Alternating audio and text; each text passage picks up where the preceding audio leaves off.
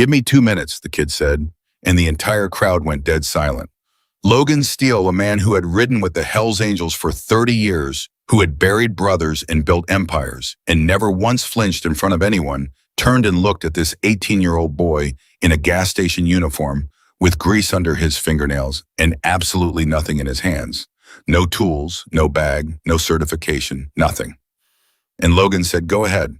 That was the moment everything changed, not the moment the engine roared back to life, not the moment the check cleared, this moment when a legend stepped aside for a nobody and the nobody didn't even blink.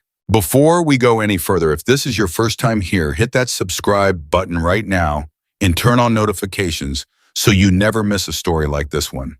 And when you're done watching, drop a comment below and tell me what city you're watching from.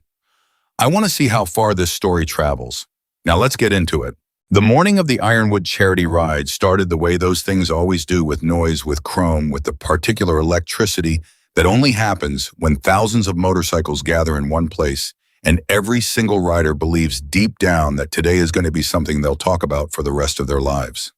They were right, just not for any reason they could have anticipated. The Ironwood was the largest charity ride in the western half of the country, held annually outside Billings, Montana, drawing riders from 42 states in 6 countries. Proceeds went to veterans housing, to children's burn units, to 3 different rural hospitals that would have closed without the money raised in a single weekend. It was the kind of event that meant something, not just to the riders, but to the families lining the route, to the small towns along the 112-mile path, who came out in their Sunday clothes and stood on the sidewalks and waved flags and cried a little, though none of them would admit it. But this year, the Ironwood had a centerpiece that nobody had ever seen before. Logan Steele was going to ride the Iron Beast. For those who didn't follow the custom motorcycle world, and most people didn't until that week, the Iron Beast was not simply a motorcycle. It was a decade-long obsession poured into steel and carbon fiber and hand-machined aluminum parts that had no business existing in the same universe as a gas station or a county road. Logan had started building it 10 years ago in a shop outside Missoula, working with 3 engineers he'd personally recruited from different corners of the industry. One had come from a Formula One team in Stuttgart. One had left an aerospace components firm in Seattle. The third was a woman named Carla Voss, who'd spent 15 years designing fuel injection systems for military vehicles, and who, by her own account, had never once worked on anything as technically obsessive as what Logan was asking her to build. The frame was titanium-reinforced chromoly. The engine was a custom twin-cam design producing over 200 horsepower with a fuel management system that Carla had built entirely from scratch because nothing commercially available was precise enough for what Logan wanted. The suspension was active, meaning it adjusted itself in real time based on road conditions, speed, lean angle, and a dozen other variables fed to a central ECU that Logan's Stuttgart engineer had programmed over the course of 18 months. The electronics alone had taken 4 years. The wiring harness had been laid out by hand, every single connector crimped and soldered and heat shrunk by one of 2 people who were allowed to touch it. The Iron Beast weighed 640 pounds. It had never been in a shop. It had never had a problem. In 10 years of riding, not testing, not demonstrations, actual riding across actual roads, in actual weather, it had never once broken down, never once failed to start, never once given Logan or any of his engineers a moment of concern. It was by every mechanical and electronic measure available to human beings in the 21st century, a perfect machine. Which is why what happened next was impossible. Logan pulled it to the starting line at 8:47 in the morning in front of approximately 4,000 people. Cameras were rolling. There were media credentials from 6 different outlets, 2 of them national. The charity organizers had built the Iron Beast's debut into the program. It was listed in the printed schedule, for God's sake. There was a moment of theater to it, Logan sitting astride this machine that people had been hearing about for years, finally seeing it in person, the crowd pressing forward against the rope lines to get a better look. He gave it throttle, the engine came alive, and that sound, that particular sound that Carla's fuel system and Logan's engine design created together, it went through the crowd like a physical thing. People who'd been riding for 40 years stopped talking. Heads turned. Children grabbed their parents' sleeves. It was not a loud sound, not by motorcycle standards. It was a precise sound, layered, like something that knew exactly what it was. Logan released the brake. The Iron Beast moved forward. The crowd cheered, cameras tracked, the morning sun was behind them and the road ahead was open and clear, and for approximately 3 seconds, everything was exactly what it was supposed to be. 47 yards. That's how far the Iron Beast traveled before it died. Not a sputter, not a gradual fade. It simply stopped. Mid-roll with Logan's feet still up the engine, cut off with a cleanness that felt almost deliberate, the way a computer shuts down rather than the way a machine fails. The Iron Beast rolled another 12 feet on momentum and then came to a stop in the middle of the starting lane, and Logan sat there for a moment without moving because his brain was refusing to process what had just happened. He tried to restart it. The engine turned over, the starter was fine, the battery was fine, but it would not fire. He tried again. Again. The crowd had gone from cheering to murmuring to a kind of stunned silence that pressed in from all sides. Logan climbed off the bike. He stood next to it for a moment with his hands on his hips. Then he looked at his head mechanic, Danny Reeves, who was already moving through the rope line with the look of a man trying very hard to appear calm. "What happened?" Danny said. "You tell me," Logan said. "It just stopped." Danny crouched next to the bike. He had his diagnostic tablet in his hand. He was never more than arm's reach from it at events, and he plugged it into the diagnostic port and pulled up the readouts. He stared at them. He scrolled. He pulled up a different screen and stared at that. He refreshed the data feed. "Everything reads clean," Danny said. "I know it reads clean," Logan said. "It always reads clean." "Make it start." Danny spent 20 minutes with the bike right there on the starting lane while the crowd watched and the event organizers made apologetic announcements over the PA system and redirected the other riders around them. At the end of those 20 minutes, Danny stood up and said 4 words that Logan Steele had never heard him say in 19 years of working together. "I don't know why." They pushed the Iron Beast to the staging area behind the main tent. Logan called the 3 engineers who'd built it, all of them that morning, interrupting their weekends without a word of apology, because this was not a situation that accommodated politeness. Carla Voss drove 4 hours from her home in Bozeman. The Stuttgart engineer, whose name was Klaus Brenner, was in Denver for a conference and got in a car immediately. The 3rd engineer, Marcus Webb, the suspension and frame specialist, was the only one who took a flight. He was in Chicago, and he touched down in Billings at 2 in the afternoon and came straight to the staging area still wearing his conference lanyard. They worked on the Iron Beast for the rest of that day, not hurriedly, because none of these people were the kind of engineers who worked hurriedly. Hurry was for people who didn't know what they were doing, and these 3 people knew exactly what they were doing, which made the result of their work all the more disturbing. By 8 o'clock that evening, they had checked every system on the motorcycle with the thoroughness that their combined 4 decades of engineering experience demanded. The fuel system was clean. The electrical system showed no faults. The ECU's stored data from the moment of failure showed nothing anomalous, no error codes, no out-of-range sensor readings, nothing that the ECU itself had flagged as a problem. The mechanical components were in perfect condition. The wiring harness, every single connector showed proper resistance and continuity. The Iron Beast was according to every diagnostic tool available to 3 highly credentialed engineers, a perfectly functioning motorcycle that refused to function. Carla sat back in her camp chair and said, "This isn't possible." "It happened," Logan said. "I know it happened. I'm telling you, the data says it didn't happen." "Then the data is wrong." Carla looked at him. In 20 years of working in high-performance engineering, she had never once agreed that the data was wrong. Data was not wrong. Data was misread, misinterpreted, incompletely gathered, but the data itself was never wrong. She opened her mouth to say this, and then she closed it because the Iron Beast was sitting right there, and it would not start, and the data said it should. "We'll come back in the morning," Klaus said. Fresh eyes. Fresh eyes didn't help. By the end of the second day, the engineers had been joined by 3 additional specialists, a fuel injection expert from a Harley-Davidson development facility in Milwaukee, who'd flown in at his own expense because the problem fascinated him, a software engineer who specialized in ECU firmware and had worked with 3 different custom motorcycle builders, and a retired Ford powertrain engineer who a mutual contact had called because he'd seen similar symptoms in production vehicle testing and thought he might recognize the pattern. None of them recognized the pattern because there was no pattern. Every time they attempted to start the Iron Beast, the engine turned over and refused to fire, and every diagnostic readout they took showed a motorcycle in perfect operating condition. The fuel injection specialist, a quiet man from Milwaukee named Harold Stein, said on the afternoon of day 2, "I've been doing this for 31 years. I have never seen a machine that works on paper and not in reality. Usually it's the other way around." "What does that mean?" Danny asked. "It means there's something happening that we don't have the right tool to see," Harold said. "We're measuring the right things and not measuring the right thing, if you understand what I mean." Nobody did, or nobody wanted to admit they did. By the morning of the 3rd day, the story had escaped. Logan had not planned for it to escape. He'd hoped to resolve the situation quietly with minimal publicity because a broken motorcycle at a charity event was embarrassing, and he was not a man who enjoyed embarrassment.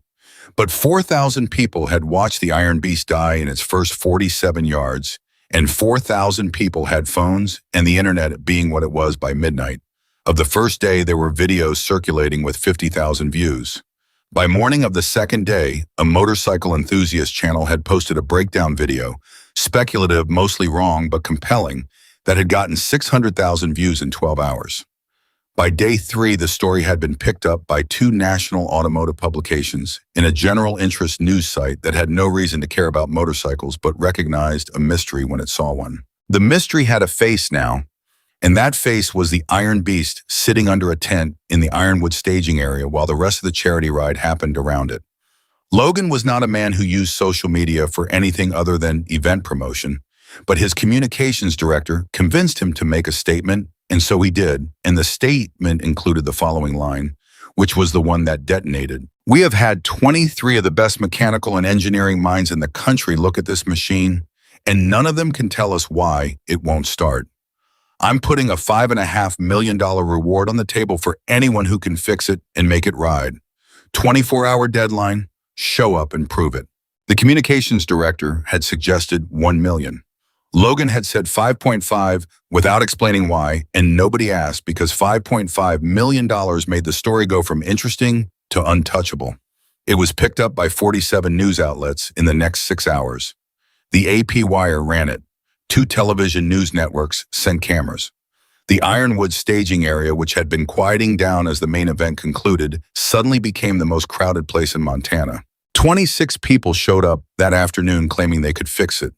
Logan's team put them through a credentialing check, not because he was being arrogant, but because he'd been in this world long enough to know that every visible reward attracted performers, and he needed mechanics, not performers. 18 of the 26 were eliminated in the first round. The remaining 8 were given time with the bike. None of them fixed it. By the end of day 3, the count of failed experts stood at 31. Danny Reeves, who had worked for Logan for 19 years and who had never been beaten by a mechanical problem he was given enough time to address, sat in the staging area that evening with his diagnostic tablet on his knee and stared at the Iron Beast without speaking for a long time. Logan sat next to him. "Talk to me." Danny didn't answer right away. He was a man of deliberate words. He didn't speak until he'd thought something through, and what he said when he finally spoke was not what Logan expected. "It's not broken," Danny said. "That's the problem. Everything I know about how to fix a machine starts from the assumption that something is broken. But nothing is broken. All the parts work, all the systems work. It just won't run, and I don't know how to fix something that isn't broken." Logan looked at him. In 19 years, he had never heard Danny Reeves say, "I don't know how to fix something." He had heard Danny say, "I'll figure it out," or "give me more time," or "let me think about it," but never that. Never a clean admission of defeat. "You think it's over," Logan said. "I think," Danny said slowly, "that whatever is wrong with this machine requires a way of thinking that none of us have. We're all looking at the same things the same way. The problem isn't the machine, Logan. The problem is us." Logan didn't respond. He sat with that for a while, and the sounds of the Ironwood grounds drifted around them, and the Iron Beast sat there in the tent, immaculate and silent and completely inexplicable. He was there at 6:30 the next morning. Logan arrived at the staging area early because he didn't sleep well, and because there was nowhere else he wanted to be. And the boy was already there, had apparently been there for some time, because when Logan came around the corner of the tent, he found the kid crouched next to the Iron Beast with his head tilted at an angle that looked less like mechanical inspection and more like listening. He was 18 years old. Logan found this out later. At that moment, all he knew was that there was a young man in a green gas station uniform, the kind with the name patch above the breast pocket. the uniform said. Ethan crouched next to his motorcycle and the young man was not touching. It was not running any tool or diagnostic across it, was simply looking at it with the focused, unhurried attention of someone who had all the time in the world and nowhere else to be. "Hey," Logan said. The kid looked up. He was not startled. "Hey," he said. "You're here early." "I wanted to see it before it got crowded," Ethan said. He looked back at the bike. "Before people started telling me what to look for." Logan had heard a lot of interesting things said about his motorcycle in the past 4 days. That was one of the more interesting ones. "You know what you're looking for?" "Not yet," Ethan said. "That's sort of the point." Logan studied him. The gas station uniform, the hands, and Logan noticed the hands because he was a man who paid attention to hands, and Ethan's hands were the hands of someone who worked with them. Grease worked into the lines of his knuckles in a way that didn't come out with washing. Young hands, but used hands. "You a mechanic?" "I pump gas," Ethan said, "and I fix things when they break. I've been doing it since I was about 9. You see the statement I put out?" "Yes, sir." "You think you can fix it?" Ethan looked at the Iron Beast for another moment. Then he looked at Logan. He had steady eyes, not aggressive, not trying to prove anything, just steady in the way that some people are when they're genuinely comfortable with what they don't know yet. "I think I might be able to see what's wrong with it," he said. "Fixing it is the second part." "What's the first part?" "Understanding why nobody else could see it." Logan heard Danny's voice from the night before. "Whatever is wrong with this machine requires a way of thinking that none of us have." He heard it very clearly. And he said, "What do you need?" "2 minutes," Ethan said. "Maybe 3, just to look." "You want to use the diagnostic?" "No, sir," Ethan said. "Not yet, maybe not at all." Logan stepped back. He crossed his arms. He watched. What Ethan did in those first 3 minutes was nothing that any of the 31 experts who had preceded him would have recognized as a diagnostic process. He did not attach anything to the bike. He did not open any panels. He moved around it slowly, stopping at different points, spending time at the grounding connection point near the frame's lower rail that every other mechanic had checked and certified as clean. He spent almost a full minute there, not touching it, just looking at it from different angles, once crouching until his chin was nearly level with the ground to get a view of it from below. Then he moved to the ECU housing and spent time there, then to the fuel rail, then back to the grounding point. By this time, 2 of Logan's people had noticed and come over, and then Danny had arrived, and then Klaus Brenner, who was staying at a hotel in Billings and had come back for a 4th day because he refused to leave a problem unsolved. The small crowd that gathered did not speak, partly because Logan's presence suggested they should not, and partly because there was something in the way Ethan moved that made conversation feel inappropriate. When Ethan stood up and turned around, there were 7 people watching him, including Logan Steele and Danny Reeves. "Okay," Ethan said. "What do you see?" Logan asked. Ethan took a breath, and then he said something that nobody in the staging area had expected, because every one of the experts who'd preceded him had described their findings in terms of what was wrong with a specific component. Ethan's first sentence was not about a component. "It's not one problem," he said. "It's 4 problems that only matter when they happen at the same time. Individually, all 4 of them are within tolerance. Your diagnostics read them all as fine because they are all fine when you check them individually. But these 4 systems are talking to each other constantly, and the way they're talking creates a 5th condition that doesn't show up anywhere." The silence that followed was complete. Danny Reeves said carefully, "Go on." "The grounding circuit has a microfracture," Ethan said. "It's heat sensitive. It changes resistance by about 2 or 3% when the engine's been running and the frame's warm. That's nothing by itself, but it creates a very slight, very intermittent variation in the sensor signal going to the ECU. We checked the grounding circuit," one of Logan's engineers said from the edge of the group. "Resistance was nominal. At ambient temperature," Ethan said without looking at the engineer, without any challenge in his voice, just stating a fact. "The microfracture doesn't fully express until the metal's warm. You'd need the engine to have been running for the temperature to matter, but once the engine stops, the metal cools, and by the time you plug in your diagnostics, it reads normal again." The engineer opened his mouth and closed it. "The second problem is sensor timing drift," Ethan continued. 2 of the ECU input sensors, I guess the TPS and the manifold pressure sensor, though I'd want to confirm have developed a very small delay differential. They're both accurate, but one is reporting about 12 milliseconds slower than it should relative to the other. That's not enough for the ECU to flag it, but it's enough to create a slight ambiguity in the fuel timing calculation. Klaus Brenner, the Stuttgart engineer, was very still. That's an extremely precise observation, he said. The third problem is a firmware to fuel map mismatch, Ethan said. I'm guessing the ECU firmware was updated at some point after the fuel map was originally calibrated. The current firmware expects slightly different input parameters than the fuel map is providing. Under normal conditions, the ECU compensates for this automatically. Under abnormal conditions, it can't compensate, Klaus said. His voice had changed. He was no longer an expert observing a young man. He was an engineer listening to another engineer.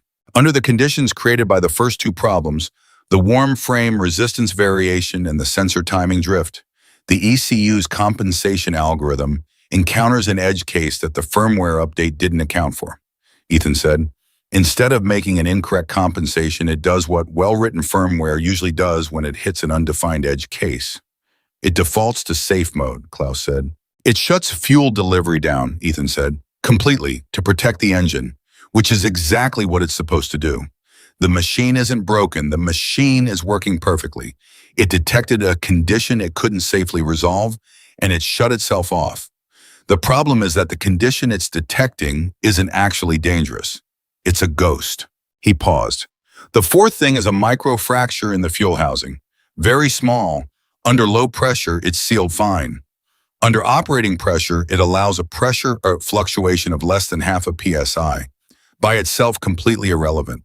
But in combination with the sensor timing drift, it creates a pressure reading that looks for about 40 milliseconds like a fuel delivery fault, which is the specific input that triggers the ECU's safe mode shutoff.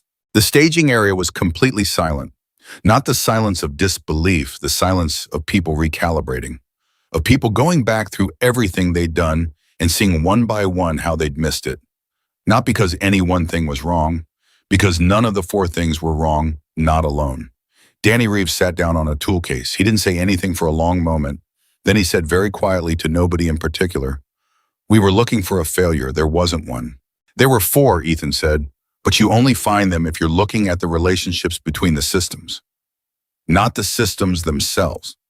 Logan Steele was watching Ethan with an expression that had nothing theatrical in it, nothing performed. He was looking at the kid the way you look at something that has genuinely surprised you. And Logan Steele was not a man who was often genuinely surprised. "How do you know all of this?" Logan said at your age. Ethan looked at him, and for the first time in the conversation, something that was almost a smile crossed his face. "My father has a garage in Cut Bank," he said. "Small town, 2,000 people, we get every kind of vehicle that breaks down on Route 2, and nobody out there can afford to ship a car to a dealership and pay for a full diagnostic workup. So we figure out what's wrong by understanding how things work together, not by running tests on individual parts." He paused. "Honestly, having less equipment makes you look harder at the patterns." Klaus Brenner said something in German under his breath that nobody translated. The fuel injection specialist from Milwaukee Harold Stein was staring at Ethan with the expression of a man who has just realized he's been wrong about something important for a very long time. "Okay," Logan said. "Can you fix it?" "Yes," Ethan said. "Give me whatever tools I need in about 20 minutes. "You've got it," Logan said. And then because he was Logan Steele and he had not gotten to where he was by being slow. "What do you need first?" The crowd that gathered for what happened next was not the 4,000 people from the Ironwoods opening day. The event had wound down, the charity ride had concluded, and most of the riders had gone home. But there were still several hundred people on the grounds, and word travels fast in a contained space. And by the time Ethan had assembled the tools he needed and was ready to begin, there was a ring of people around the staging area, 3 and 4 deep, standing in silence with their phones out. The media cameras were there. Both of them, the ones the networks had sent, now trained on an 18-year-old kid in a gas station uniform who was about to attempt something that 31 credentialed experts had failed at over 4 days. Danny Reeves did not leave. Despite the fact that he'd failed, despite the fact that standing there watching a teenager do what he could not do was arguably the most professionally uncomfortable position he'd been in. In his career, he stayed. He moved close enough to see clearly what Ethan was doing, and he watched everything, and he did not speak. Ethan worked the way he'd observed without hurry, without performance. He pulled the grounding circuit connector and reseated it. But before he reconnected it, he did something nobody else had done. He applied a measured load to the circuit while using a thermal camera, one of Logan's own tools borrowed and used for the first time in this specific way to watch how the resistance changed as he introduced heat with a small heat gun. The thermal image showed the microfracture expressing exactly as Ethan had described, a thread-thin line of differential conductivity that became visible only at elevated temperature. He repaired it with a technique that was almost embarrassingly simple: new grounding wire, proper gauge, proper routing to eliminate the heat concentration at the fracture point, the kind of fix that costs $15 in materials and would have been obvious to any electrician who'd thought to apply heat to the problem first. The reason no one had thought to apply heat to the problem first was that no one had understood that heat was part of the problem. That was the thing about Ethan's approach. Every fix was simple. Every repair was something a competent mechanic could execute in 10 minutes. The genius wasn't in the fixing. The genius was in seeing what needed to be fixed. The sensor recalibration took longer, 8 minutes working through the ECU's calibration interface with a precision that made Klaus Brenner lean in close despite himself watching the young man adjust timing offsets with a confidence that came not from formal training, but from what appeared to be an intimate, almost instinctive understanding of how the two sensor signals needed to relate to each other. "Where did you learn ECU calibration?" Klaus asked quietly enough that the crowd didn't hear. "YouTube," Ethan said. "In trial and error on a 2004 Yamaha that had a similar issue. Took me about 3 weeks to figure that one out." Klaus straightened up. He looked at Danny. Danny looked back at him with an expression that said, "I know." The firmware correction was the most technically complex step. Ethan worked directly with Klaus on this one because the Stuttgart engineer knew the specific firmware version and could navigate the update process faster than Ethan could have done alone. What Ethan provided was the precise parameter adjustment that needed to accompany the update, the specific delta between what the current fuel map expected and what the corrected firmware would provide. He'd worked this out in his head during the diagnostic phase, and when he stated the numbers, Klaus ran the calculation independently on his tablet and arrived at the same figures within rounding error. Klaus looked at the numbers on his tablet. He looked at Ethan. "You did that in your head." "It's a ratio," Ethan said. "It's not that complicated." "It is somewhat complicated," Klaus said. The fuel housing repair was temporary. Ethan was clear about this from the start. He sealed the microfracture with a high-temperature epoxy compound that would hold under operating pressure and heat. But he told Logan directly, "This is a 90-day fix. You need a new housing fabricated. I can tell you exactly what spec it needs to be, but you shouldn't ride this hard before then." "Understood," Logan said. "I mean it," Ethan said. "Don't let anybody tell you it's fine just because it starts." "I understand," Logan said, and there was something in his voice that made clear he did. Ethan straightened up. He set down the last tool he'd used. He looked at the iron beast for a moment, the way you look at something when you're doing a final check. Not admiring it, not dramatizing the moment, just making sure. "Try it," he said. Logan swung his leg over the seat. He sat down on the iron beast for the first time since the morning 4 days ago when it had died under him. He could feel the difference in the crowd without looking at them. The held breath, the suspended certainty that something was about to happen, the exact opposite of the feeling from 47 yards into the opening of the Ironwood charity ride. He turned the key, the engine turned over, and fired. The sound that came out of the iron beast in that moment was not the precise, layered sound of the opening morning. It was something more than that. It was a machine that had been broken, or rather, a machine that had been imprisoned by the sum of 4 invisible conditions, now fully released. It was the same engine, the same exhaust note, the same engineering that Carla Voss had spent 4 years designing. But it was different, because they all knew what it had taken to get back here. Logan held the throttle. The engine settled into a smooth, full idle. He revved it once gently. The sound moved through the staging area and through the people gathered around it and through the morning air over the Ironwood grounds. The crowd did not cheer immediately. There was a second of silence, a full second, while people processed the fact that it was real, that it had actually started, that the thing they were watching was happening and not a continuation of the 4 days of failure. And then the cheering came, and it was the kind of cheering that comes from release rather than celebration, the kind that carries 4 days of frustration and disbelief and helpless watching in it. Logan sat on the Iron Beast with the engine running and looked at Ethan Cole. Ethan was looking back at him. He was not smiling, not performing for the cameras, not doing anything with the moment except experiencing it. A kid in a gas station uniform with grease under his fingernails, standing next to the machine he had just fixed, looking at the man on it with quiet, steady eyes. Harold Stein, the fuel injection specialist from Milwaukee, who had 31 years in the industry, turned to the person standing next to him, a stranger, one of the event workers, and said something that person would repeat in the media coverage that came later. In 30 years, I've never seen anything like what just happened. Not once. Danny Reeves did not say anything. He stood with his arms at his sides and watched Logan ride the Iron Beast in a slow circle around the staging area, and on his face was an expression that was not defeat and not relief and not quite either of those things. It was something closer to recognition. The look of a person who has just understood something they should have understood a long time ago and who isn't sure yet what to do with that understanding. He would figure it out, but not today. Today was for standing still and watching a machine that everyone had believed was beyond fixing move through the Montana morning air, as if it had never stopped at all. The Iron Beast was still running when Logan finally cut the engine, and the silence that followed was a different kind of silence than the one that had settled over the staging area 4 days ago. That first silence had been the silence of failure, stunned, uncomprehending, edged with embarrassment. This one was different.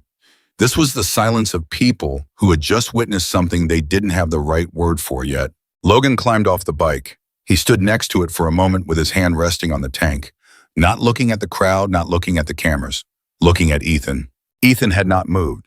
He was standing in the same spot he'd been in when Logan started the engine, hands loose at his sides, still wearing the green gas station uniform with the name patch above the pocket, still carrying the particular stillness that had characterized everything he'd done since Logan found him crouching next to the bike at 6:30 that morning. Around him, the crowd was still generating noise. Not the explosive release of the initial cheer, but the sustained, overlapping sound of people processing what they'd seen, turning to each other, asking questions, pulling up their phones to check whether the videos they'd shot were actually capturing what they thought they were capturing. Logan walked toward Ethan. The crowd shifted to watch. "That's what you came here to do," Logan said. "Yes, sir," Ethan said. "You want to tell me how long you've known it was those 4 things?" Ethan considered the question for a moment in the way he seemed to consider everything, without rushing, without performing the consideration. "Since about 20 minutes after I got here this morning," he said. "I had to look at it a while to be sure about the order. The sequence matters. You can't understand why it failed without understanding which problem amplified which." Logan looked at him for a long time, then he said, "Come with me." It was not a request. Logan Steele had a way of issuing invitations that didn't leave much room for declining, and Ethan fell into step beside him without argument, and the two of them walked away from the staging area and the cameras and the crowd around the back of the main tent, where a pair of folding chairs had been set up next to a cooler that someone on Logan's team had been maintaining for 4 days. Logan pulled 2 water bottles from the cooler and held one out. Ethan took it. "Sit down," Logan said. They sat. Around the edge of the tent, Logan could hear the crowd beginning to disperse, the particular sound of an event that has reached its conclusion and is releasing people back into their ordinary lives. He heard Danny Reeves talking to someone, heard his voice, not the words in the flat, measured tone Danny used when he was delivering information he didn't enjoy delivering. "Your father has a garage," Logan said. "Yes, sir. Cut bank, on Route 2. "What does he work on?" "Whatever comes in," Ethan said. "Farm equipment mostly in the summers. Vehicles year-round. He gets a lot of semi-truck work in winter because there's a long stretch of 2 with nothing between us and the next town. And when something breaks down out there in January, we're who people call." "And you've been working with him since you were 9. "Since I was 7, if you count handing him tools," Ethan said. "But I started actually diagnosing things at 9. He let me start trying to figure out what was wrong before he told me, and then we'd compare. I got it wrong a lot at first, but I got better." Logan turned his water bottle in his hands. "You saw the statement I put out." Yes, sir. You drove here from Cutbank. It's about 2.5 hours, Ethan said. I left at 4 this morning. I had to be back for my shift at 3. Logan stopped turning the water bottle. Your shift. At the gas station, Ethan said, I work 6 to 3 most days. I switched with someone to come in at 3 today instead. Logan stared at him.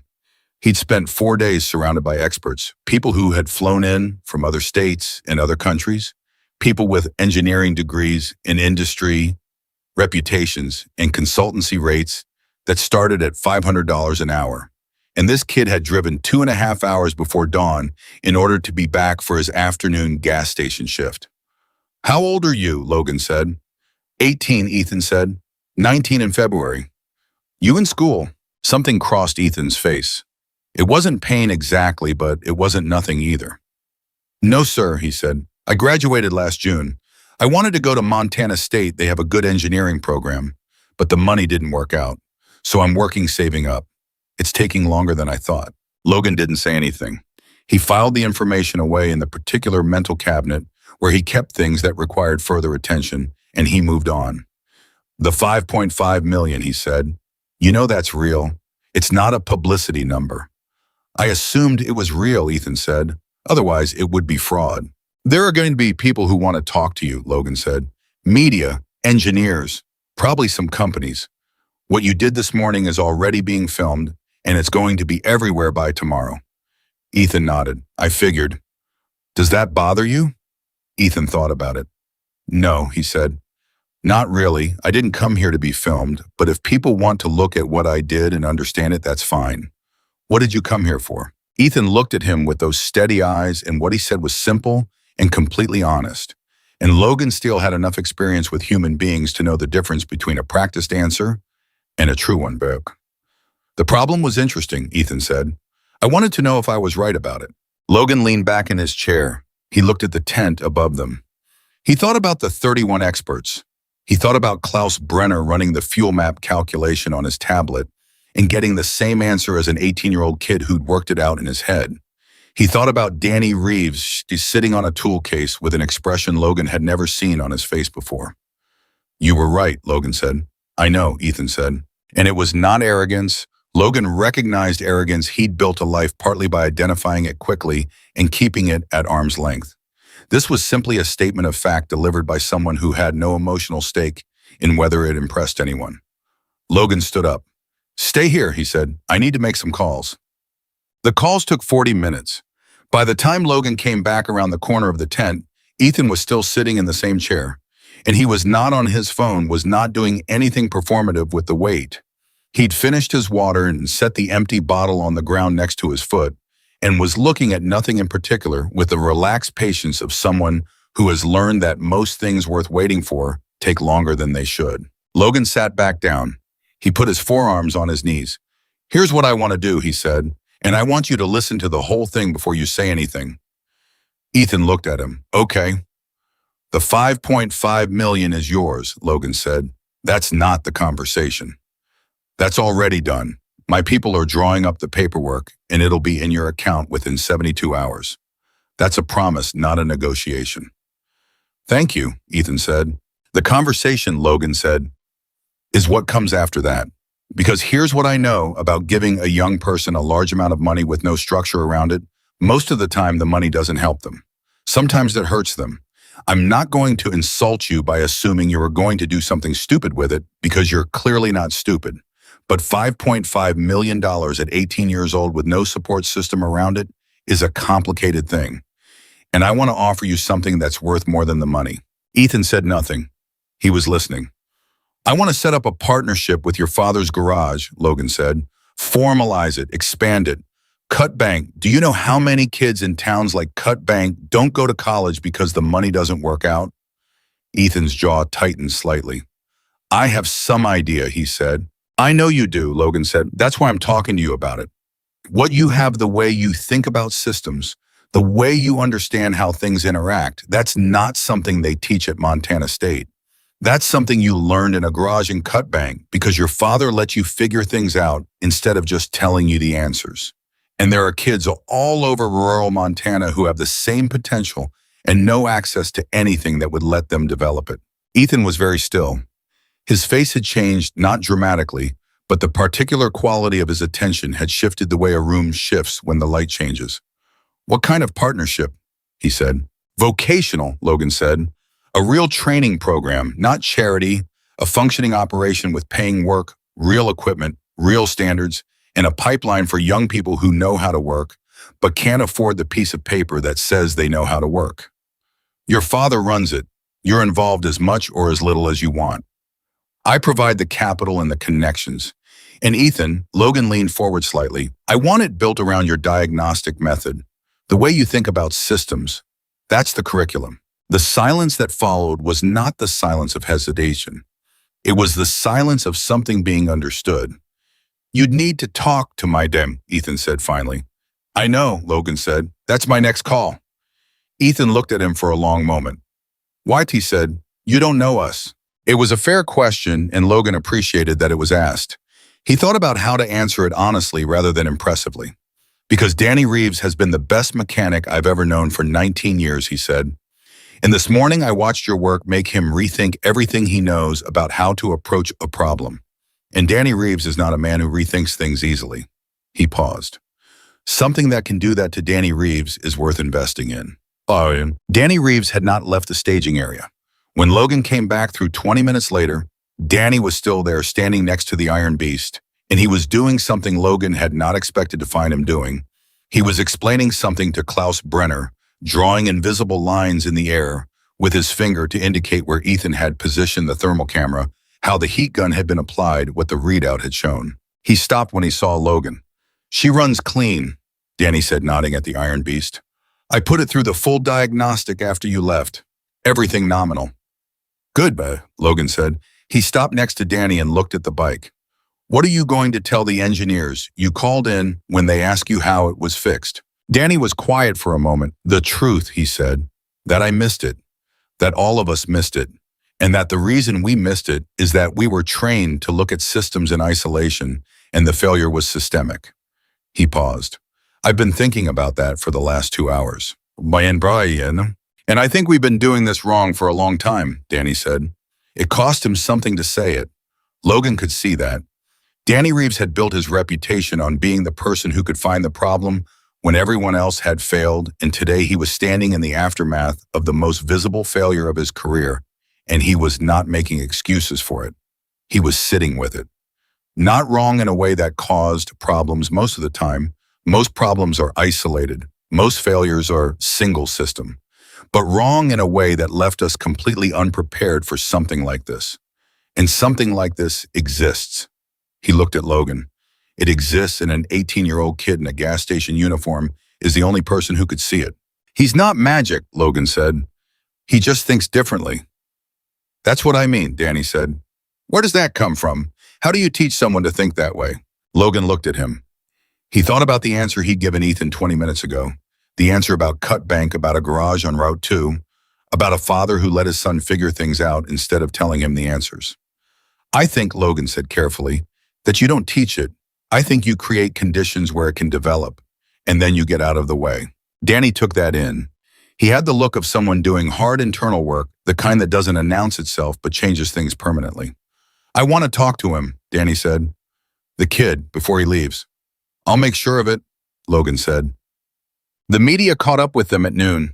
Logan had expected it, had planned for it, in fact telling his communications director to hold the press availability until the morning's work was documented and Ethan had been given time to process what had happened.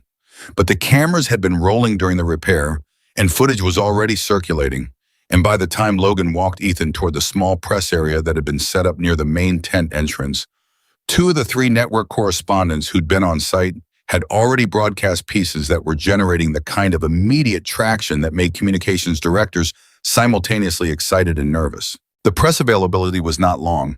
Logan had established firmly that it was not a press conference. It was 5 minutes, and he would determine when it ended. But in those 5 minutes, the questions came fast, and they were directed almost entirely at Ethan, who stood next to Logan in his green gas station uniform, and answered them with the same unhurried directness he'd brought to everything else. "How did you know where to look when 30 experts couldn't find the problem?" "I didn't know where to look," Ethan said. "That was the starting point. I didn't look for a specific thing. I looked at how the systems were interacting. When you already know what you're looking for, you can miss what's actually there. You drove 2.5 hours this morning just to see this bike. Yes. Was the money the motivation? Ethan paused for about half a second. The problem was the motivation. The money's nice. A correspondent from a national automotive outlet leaned forward. There's already commentary online suggesting that what you did this morning exposes a fundamental flaw in how mechanical diagnostics are taught and practiced in the industry. Do you have a response to that? Ethan looked at the correspondent for a moment. I think that's probably true, he said. But I'm not the right person to redesign how the industry trains mechanics. I'm a kid from Cutbank who fixes what comes through the door. I just think the door teaches you more than the textbook if you let it. That quote was in 14 different publications by the following morning. Logan ended the press availability at 6 minutes. He put his hand briefly on Ethan's shoulder as he steered him away from the cameras, and the gesture was not performed. It was the gesture of a man who means what it communicates, and 3 different cameras caught it, and it became, in the way that visual moments sometimes do, the image that stood in for the entire story. Harold Stein was waiting for Ethan at the edge of the staging area. He'd been waiting for 20 minutes, according to the event staffer who'd been keeping an eye on him, and when Ethan came around the corner, he straightened up and put out his hand and said, "I need 5 minutes with you." Ethan shook his hand. Okay.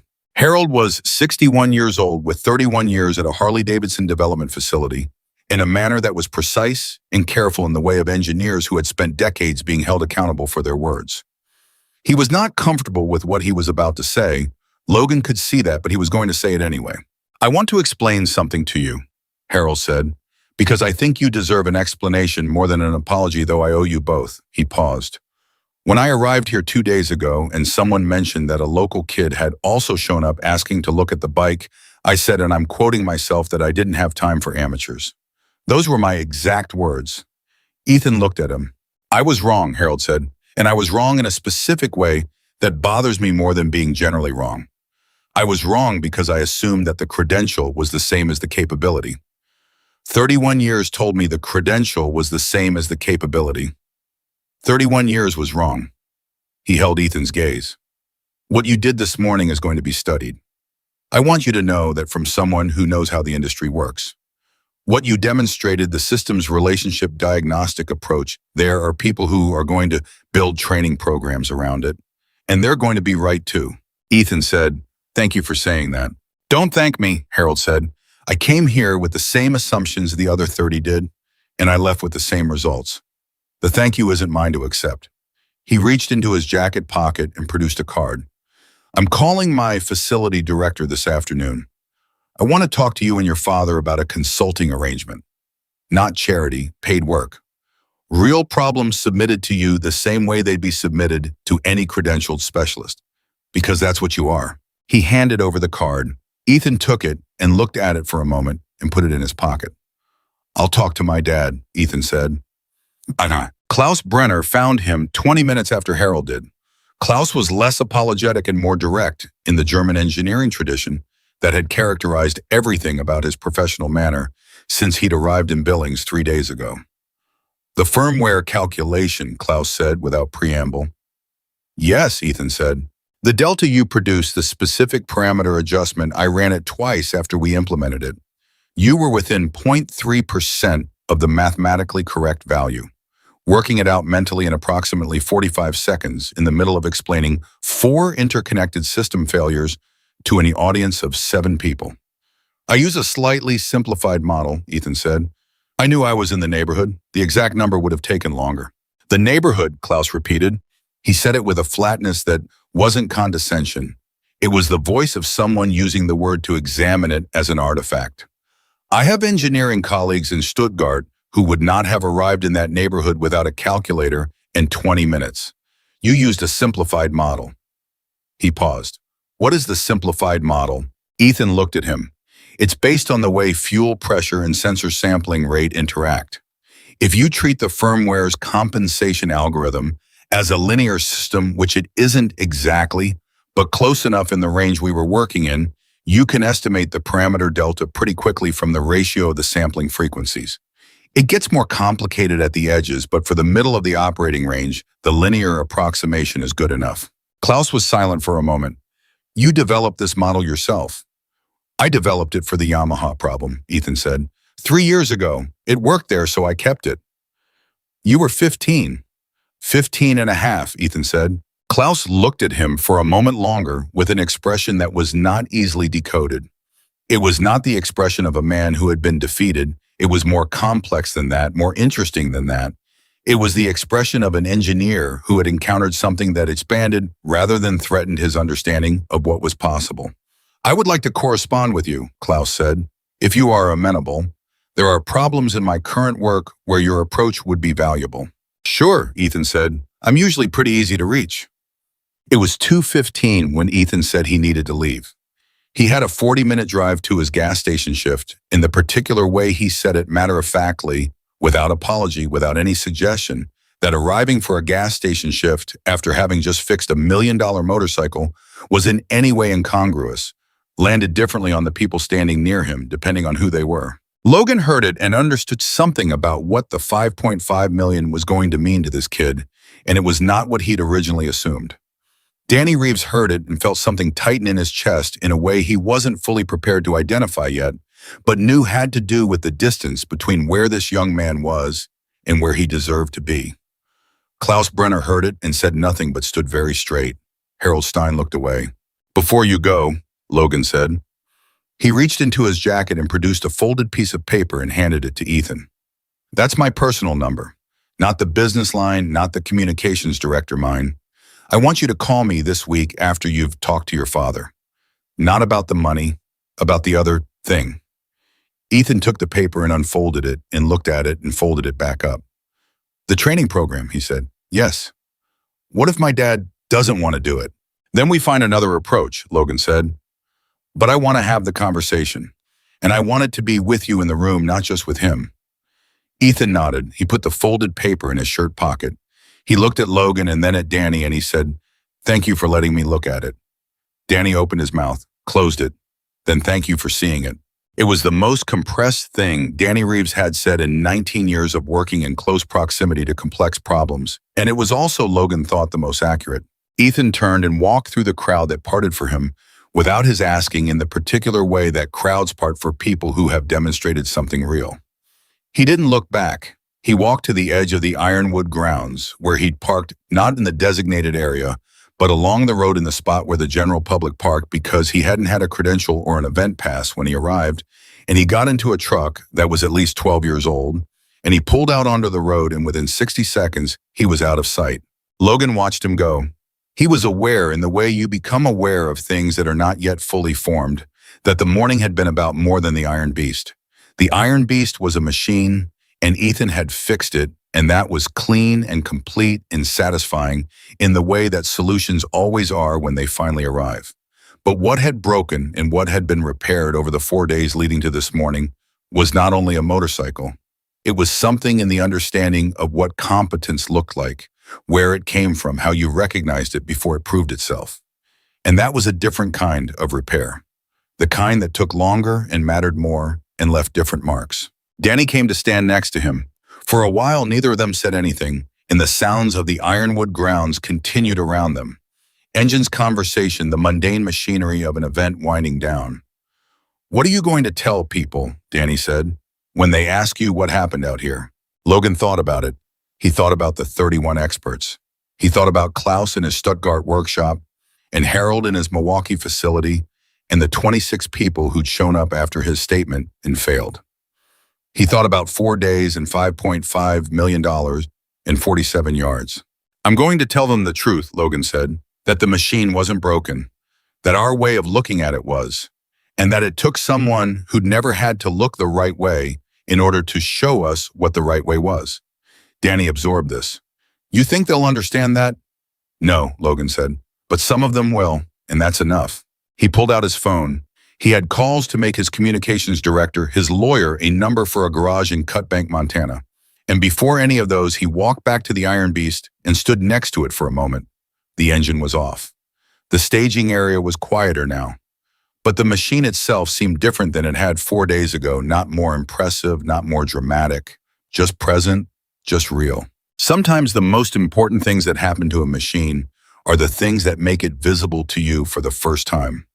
Logan had been riding this motorcycle for 10 years, and this was the first morning he felt like he actually understood it. He started making calls. Ethan made it to his shift with 4 minutes to spare. He clocked in at 3:04, which his manager Terry noted on the sheet with the particular look she reserved for people who were technically on time but not meaningfully on time, and Ethan pulled on his vest and went out to the pumps without explanation. Terry had worked at the station for 11 years, and she'd seen Ethan Cole walk through that door looking like he'd had every variety of hard morning a young man in Cutbank could have, and she had learned not to ask questions that he wasn't going to answer anyway. What she didn't know, what nobody at the station knew yet, was that by 3:15, when Ethan was wiping down the pump island between customers, his phone was generating a sound it had never generated before in the specific pattern of sustained overlapping buzzes that meant something was happening on a scale he'd never experienced. He looked at it once, looked at the numbers on the screen, put it back in his pocket. A truck pulled up to pump 3, and Ethan went to help the driver, a farmer he recognized from the county road south of town, and they talked about the weather for 90 seconds the way people do in small Montana towns when they don't have anything specific to say, but understand the value of saying something. The farmer drove away. Ethan's phone buzzed again. He looked at it again, and this time he stood still, for a moment longer than a moment reading something, and then he put the phone away and went back to work. Terry watched him from the register. "You okay?" she called through the window. "Yes, ma'am," Ethan said. "You look like you saw a ghost." "I'm fine," he said. But his voice had a quality to it that she'd remember later, not frightened, not excited in any way she could name. More like someone who has just understood the size of a thing they thought they understood and found it considerably larger than expected. By the time his shift ended at 9 o'clock, the video of the Iron Beast repair had been viewed 4.2 million times across 3 platforms. The clip that was circulating most widely was not the moment the engine started. It was the 45 seconds leading up to it, the moment when Ethan stated the parameter delta that Klaus Brenner then verified independently on his tablet, and the expression on Klaus's face when the numbers matched. Someone had isolated that moment, put it on a loop, and the caption they'd attached to it had been shared 300,000 times in 6 hours. This 18-year-old just solved in his head what a team of engineers couldn't solve in 4 days. Pay attention. Ethan did not see any of this until he was in his truck driving home because he didn't look at his phone while he was working. He pulled over on the county road 2 miles outside of town and sat in the dark and scrolled through it for about 10 minutes, reading comments and headlines and watching a news segment from a national channel that had his name in the chyron, under the footage of Logan Steele shaking his hand. Then he put his phone face down on the passenger seat and drove the rest of the way home. His father's garage was dark when he pulled in. James Cole kept early hours up before 5 and in bed before 10, a schedule the Montana winter had long since made non-negotiable. But the kitchen light was on, and when Ethan came through the back door, his father was at the table with a cup of coffee and the particular expression of a man who has been waiting without wanting to appear to be waiting. James Cole was 53 years old, broad across the shoulders in the way of men who've spent their adult lives doing physical work with hands that made Ethan's look soft by comparison. He'd opened the garage on Route 222 years ago with $7,000 and a used engine hoist, and the understanding arrived at through no formal education but considerable experience that in rural Montana the ability to fix things was as close to job security as anything got. He had never once advertised. He had never once turned away a job because it was too complicated, because complicated was relative, and he had the time and the stubbornness to figure most things out eventually. He had taught Ethan everything he knew about how to look at a problem, and one of the things he taught him was that the most important question was never what's wrong. It was why are those things wrong together? "I saw the video," James said. Ethan sat down across from him. "How many times?" "Twice," James said. "Then your Aunt Carol called and I told her I'd seen it, and she said she'd shared it with 40 people, and I told her that was probably unnecessary, and she told me that was absolutely necessary." He paused. "She cried. She cries at everything. She cried specifically at the part where that German engineer checked your math on his computer," James said. "She said it was the first time she'd seen someone check an answer and look surprised by it." Ethan was quiet. You drove to Billings at 4 in the morning, James said. Yes, sir. Without telling me. I told you I was going to see the bike. You said you might drive over to see what was happening. You didn't say you were going to fix it. I didn't know if I could fix it until I saw it, Ethan said. Telling you I was going to fix it before I knew I could fix it would have been a different kind of conversation. James looked at him for a long moment. This was something Ethan had inherited directly, the ability to look at someone long enough to understand what wasn't being said, which was frequently more informative than what was. You knew you could fix it, James said. You just didn't know if they'd let you try. Ethan didn't answer, which was, of course, an answer. James turned his coffee cup in his hands. $5.5 million, he said. Yes, sir. That's real. He said 72 hours. His words seemed solid. James was quiet. Outside, the wind and off the plains was doing what it always did at this hour in Montana, pressing against the walls of the house with a constancy that most people from warmer states found unnerving, and that the Coles had long ago stopped hearing. James had built this house with help from 3 neighbors 17 years ago. The garage out back had been expanded twice. The Route 2 address was on every piece of mail they received and had been for as long as Ethan could remember, and for most of that time it had been enough, not comfortable, not abundant, but enough. The truck Ethan drove was 12 years old and had never been in a shop because Ethan had learned to handle its problems as they arrived. The tools in the garage were a combination of things James had bought new, bought used, borrowed indefinitely, and fabricated himself when the right tool didn't exist at a price he could afford. $5.5 million was not an amount of money that had previously existed in the same mental category as anything in their lives. He called, James said. Ethan looked up. Logan Steele. About 2 hours ago, while you were at work. James picked up a piece of paper from the edge of the table, a notepad page with his handwriting on it, the careful handwriting of a man who had learned to write legibly because illegible notes cost money when you were ordering parts. He talked for about 20 minutes. I mostly listened.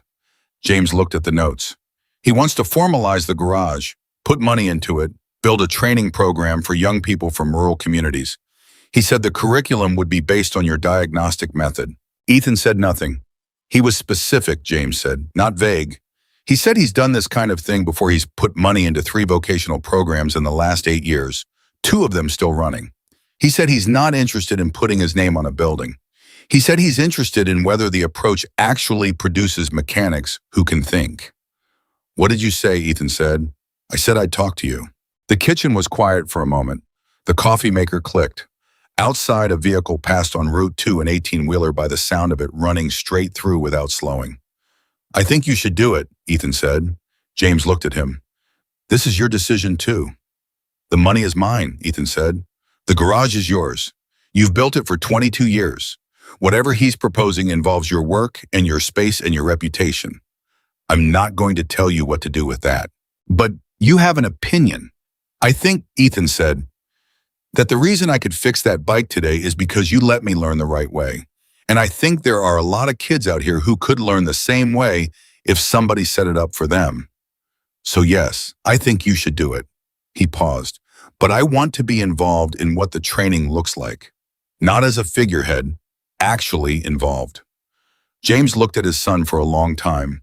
Then he nodded once slowly. Call him tomorrow, he said. You call him, Ethan said. It's your garage. James almost smiled. It was a near thing. Get some sleep, he said. Logan Steele did not sleep at all that night, which was not unusual for him after significant events. He was a man who processed by staying in motion, and the night after the Ironwood he spent at the desk in his hotel room in Billings, making calls and reading his communications director's briefings and thinking through the weight of what the day had produced. By midnight, he had spoken to his lawyer twice, to the Ironwood Charity Foundation's director, DeCarla Voss, and to 3 people in the vocational education space who he'd worked with on previous programs. By 2 in the morning, he had a preliminary framework drafted for what a coal garage training initiative could look like, not a charity, not a scholarship, but a functioning operation that produced credentialed mechanics while paying them for their labor and building their diagnostic capacity in the specific way that Ethan's approach demanded. At 2:40, he called Danny Reeves. Maves? Danny answered on the second ring, which meant he was awake. You're not sleeping either, Logan said. No, Danny said. I've been thinking. About what specifically? About what I told the fuel injection specialist from Milwaukee before the kids showed up, Danny said. Harold Stein, he mentioned it to me before he left. He said he'd told his people an amateur wasn't worth their time. A pause. I said the same thing, not to anyone directly, but I thought it. When the event organizer told me there was some local kid who'd heard about the reward and driven over from wherever I thought it. I didn't say get rid of him, but I thought this isn't going to be the person who fixes it. You didn't stop him from looking, Logan said. Because you said let him try, Danny said. Not because I believed it was going to matter. Logan leaned back in his chair. Danny. I'm not looking for absolution, Danny said. I'm telling you what I thought because I think it's relevant to what comes next. If we're going to build something around his approach, if that's actually what you're planning, then the first thing that has to change is the assumption about where competence can come from. And that assumption is in me. It's in Harold Stein. It's in Klaus Brenner, who is maybe the most honest about it because he said so directly. We all walked into this looking at where a person was trained, not at what they actually understood. And now, Logan said, now I'm not sure I know how to look at it any other way, Danny said. But I want to learn. That's why I'm calling at 2:40 in the morning. Logan was quiet for a moment. I'm calling his father tomorrow, he said. I'm going to propose a formal structure. I want you involved. In what capacity? In the capacity of the person who understands the field well enough to know what a training program actually needs to produce. You know what a real mechanic needs to be able to do. Ethan knows a way of getting there that's different from how it's been done. Put those two things together. Logan paused. And Danny, what you said earlier, about looking at parts versus looking at systems. I want that in the curriculum. The failure mode, not just the fix. People need to understand what they were doing wrong before they can understand what to do right. Danny was quiet on the line for a moment. When he spoke again, his voice had changed slightly. Not softer exactly, more settled. You're building this around the failure, he said. I'm building it around the lesson, Logan said, which started with the failure. The call from Harold Stein's facility director came the next morning at 9:17 before Logan had finished his first cup of coffee. He'd expected contact from the industry side, had known it was coming from the moment Harold handed Ethan his card, but the speed of it surprised him. The director's name was Patricia Webb, no relation to Marcus Webb, the engineer. And she had the manner of someone who had spent 20 years in corporate management and retained a genuine enthusiasm for engineering beneath it, which was rare enough to be worth noting. We want to formalize a consulting relationship, Patricia said, with the young man, Ethan Cole. We have 3 active diagnostic challenges on development vehicles that have been in review for between 6 and 18 months without resolution. I want to submit them to him under our standard consulting protocol and see what he does with them. Have you talked to him? Logan said. I left a message with his father's garage this morning, she said. I'm told he'll call back this afternoon. He will, Logan said. He's at work. A brief pause.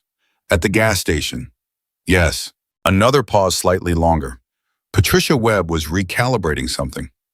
Logan could hear it in the silence. Mr. Steele, she said, I want to be direct with you about something. I've been in this industry for 20 years.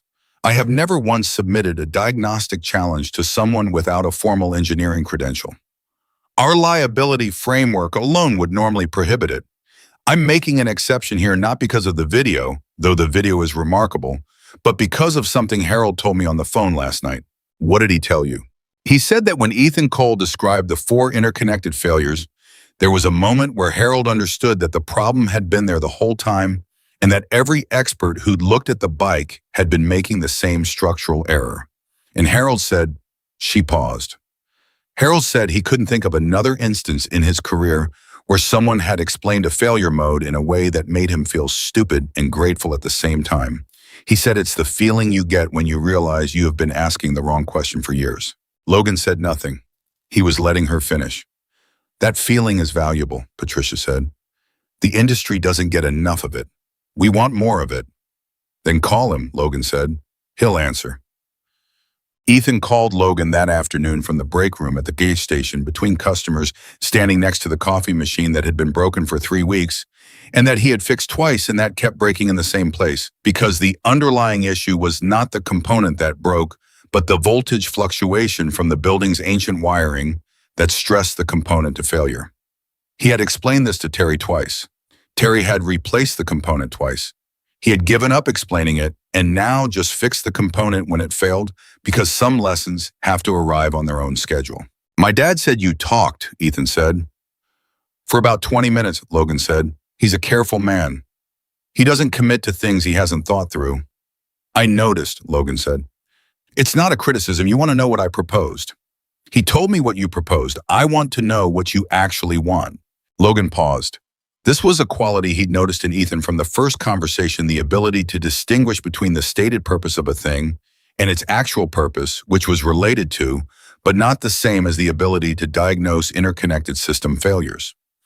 It was pattern recognition applied to human beings rather than machines, and it was equally rare. What I actually want, Logan said, is to make sure that what you did yesterday doesn't get absorbed into the existing system and then neutralized. The existing system is very good at taking new approaches and turning them into credentials, and turning those credentials into gatekeeping mechanisms that keep out the next person who thinks the way you think. He paused. I've watched it happen. A new approach becomes a methodology, becomes a certification, becomes a barrier. I want to build something that structurally resists that. Ethan was quiet for a moment. How do you do that? You keep the standard tied to the outcome, not the credential, Logan said. The question is never did you complete the program, it's can you solve the problem. Your father's garage is already built around that standard. We expand it. We formalize it enough to give people something they can take to an employer, but we do not let the formalism become the point. That's harder than it sounds, Ethan said. I know, Logan said. That's why I need you involved, not just your father. He can run the operation, but the philosophy of the thing needs to come from someone who lived it. Another pause, longer this time. Patricia Webb called my dad's shop this morning, Ethan said. I know. She wants to send me 3 diagnostic challenges from active development vehicles. I know that too. Those are real vehicles with real problems that her facility hasn't been able to solve. Yes, Logan said, if I solve them. When you solve them, Logan said, not correcting him, just moving the frame. Ethan was quiet for a moment that felt like recalibration. If I solve them, he said again deliberately, it's going to create pressure. People are going to say I need credentials, liability frameworks, institutional backing. Yes, Logan said, and that pressure is going to be real, and some of it is going to be legitimate. What I'm offering is a structure that lets you handle that pressure without losing what makes you effective. He paused. The credential should follow the competence, not precede it. Everything I'm proposing is built around that principle. Ethan said, I'll call Patricia Webb this afternoon. I know, Logan said. What's your answer on the rest of it? A silence. Not hesitation, thought. And then, call my dad tonight. He's ready to say yes. He just wants to hear your voice one more time before he commits. I'll call at 7, Logan said. He goes to bed at 9:30, Ethan said. Don't let him run long.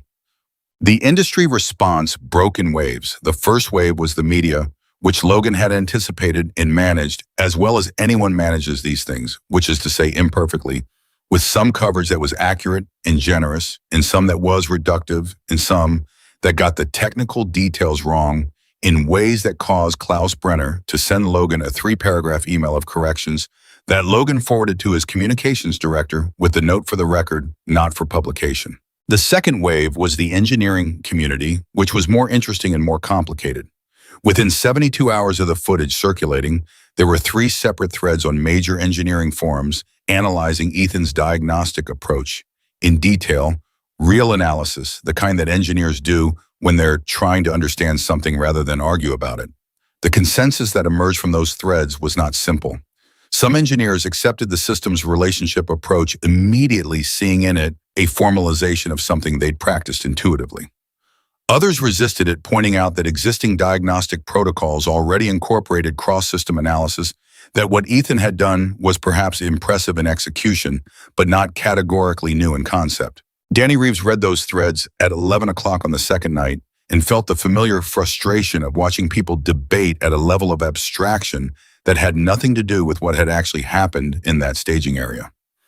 He wrote a response. He spent 40 minutes on it, which for Danny was a significant expenditure of time on a public forum because Danny was not a man who spent time on public forums. He posted it under his own name. The response was 5 paragraphs. It described in precise technical detail exactly what the 31 experts had done and why each approach had been reasonable given the information available. It described the specific moment when Ethan had applied the thermal camera to the grounding circuit, the first use of heat in the diagnostic process across 4 days and 31 attempts, and explained why no one before him had thought to apply heat. It did not say the other experts were incompetent. It said they had each independently arrived at the same structural assumption that the failure was isolatable, and that assumption was the failure. We did not have a tool problem, Danny wrote. We had a thinking problem, and the thinking problem was invisible because every one of us had been trained by the same thinking. You cannot see the assumption when you are inside the assumption. It took someone who had never been trained to make that assumption to show us where it was. The post was read 60,000 times in 18 hours. Patricia Webb's director of engineering forwarded it to her entire development team with the subject line read before Monday's meeting. Harold Stein called Danny that evening. Nice piece, he said. It's accurate, Danny said. That's all it is. It's the kind of accurate that makes people uncomfortable, Harold said, which means it's useful. Are you uncomfortable? Danny asked. A pause. Extremely, Harold said. I've been uncomfortable since 4 days ago, and I expect to remain so for some time. I'm starting to think that's the correct response to what happened. The money arrived in Ethan's account on day 3 as Logan had promised. Ethan was at work when the alert came through on his phone, and he looked at it and put his phone back in his pocket and finished the pump. Transaction he was in the middle of, and went inside and told Terry he needed to use the bathroom and stood in there for about 90 seconds doing nothing in particular except breathing. Then he came back out and finished his shift. That evening, he sat at the kitchen table with his father, and they looked at the bank account on James's laptop. They had to use the laptop because neither of them had done online banking in amounts that required more than a phone screen before, and somehow the laptop felt more appropriate for numbers of this size. They sat there for a while without speaking. James got up and poured himself a glass of water and came back and sat down again. What do you want to do with it? James said. Some of it goes to the training program, Ethan said. Whatever it needs to get started. I'm not going to wait for Logan's capital to come through before we have what we need. That's your call to make, James said. Some of it goes here, Ethan said. The garage needs the lift replaced, and the electrical panel is 15 years old, and we've been putting it off. Ethan, it's my money, Ethan said, and the panel is a fire hazard. We've been patching it for 3 years. James was quiet. And the rest stays put, Ethan said. I'm not doing anything dramatic with it. I'm not moving. I'm not buying anything. I'm not changing anything about how we operate. He paused. I still want to go to Montana State. James looked at him. You could hire people from Montana State. I want to go, Ethan said. I want the engineering fundamentals. I want to understand the math behind the things I do intuitively. I want the vocabulary to talk to people like Klaus Brenner without translating everything through analogy. He leaned forward slightly. The money doesn't change what I want to know. It changes whether I can afford to learn it. James Cole sat back in his chair and looked at his son, and whatever he was feeling was not a simple thing, and he didn't try to simplify it. He thought about the 7-year-old who'd handed him tools in the dark of a Montana winter, and the 9-year-old who'd started guessing at diagnoses before being told, and the 15-year-old who'd spent 3 weeks on a Yamaha with an ECU problem and come out the other side with a simplified linear model for sensor interaction that a Stuttgart engineer would later confirm was accurate to within 0.3%. He thought about the gas station uniform with the name patch. He thought about 4 a.m. and a 2.5-hour drive and being back for a shift at 3. He thought about the steady eyes and the unhurried voice and the way Ethan had stood in front of 31 failed experts and 7 cameras and a crowd of people and said the problem is not one issue and meant it completely. Montana State, James said. In the fall, Ethan said. If I can get in this late in the cycle, I'm going to call the admissions office tomorrow. They'll let you in, James said. You don't know that. I know that they'd be fools not to, James said. And engineering programs generally don't admit fools into their admissions offices. It was the longest compliment James Cole had ever paid his son. Ethan recognized it as such and did not draw attention to it because that was also something his father had taught him. Some things are most powerful when they are allowed to land quietly. Get some sleep, James said. You said that last night. It was good advice last night, James said. It's still good advice. Logan's call with James that evening lasted 41 minutes, 11 minutes longer than Ethan had budgeted. James asked precise questions in the order that suggested he'd thought about them in advance, which he had. He asked about liability structure, about intellectual property, about what happened to the program, if Logan's involvement ended, about governance, about how disagreements between the Cole operation and Logan's organization would be resolved. Logan answered each question directly, and when he didn't have an answer ready, he said so and provided a timeline for when he would. At the end of the 41 minutes, James said, I want everything in writing before I sign anything. You'll have it by Friday, Logan said. I want a lawyer to look at it who isn't yours. Of course, Logan said. That's not optional, it's required. Don't sign anything without independent legal review. I wouldn't want you to. A pause. All right, James said, I'll look at what you send. He didn't say yes. He didn't say no. He said he'd look at what Logan sent. This was Logan understood correctly, as close to yes as James Cole gave before seeing the paper, which was exactly the right way to be about a thing like this. Logan hung up and sat with the call for a moment. He thought about the garage on Route 2 and the 12-year-old truck and the electrical panel that was a fire hazard they had been patching for 3 years. He thought about the kid who'd driven 2.5 hours in the dark to get to the Ironwood by 6:30 and then drove 2.5 hours back to make his afternoon shift at the gas station. He pulled up the budget document on his laptop. He looked at the preliminary numbers his team had drafted. He moved a figure in the training program capitalization column and moved it again and arrived at a number that was higher than what he had originally intended, and that felt, when he sat with it, more honest. The Iron Beast had cost him 10 years and more money than he would publicly state.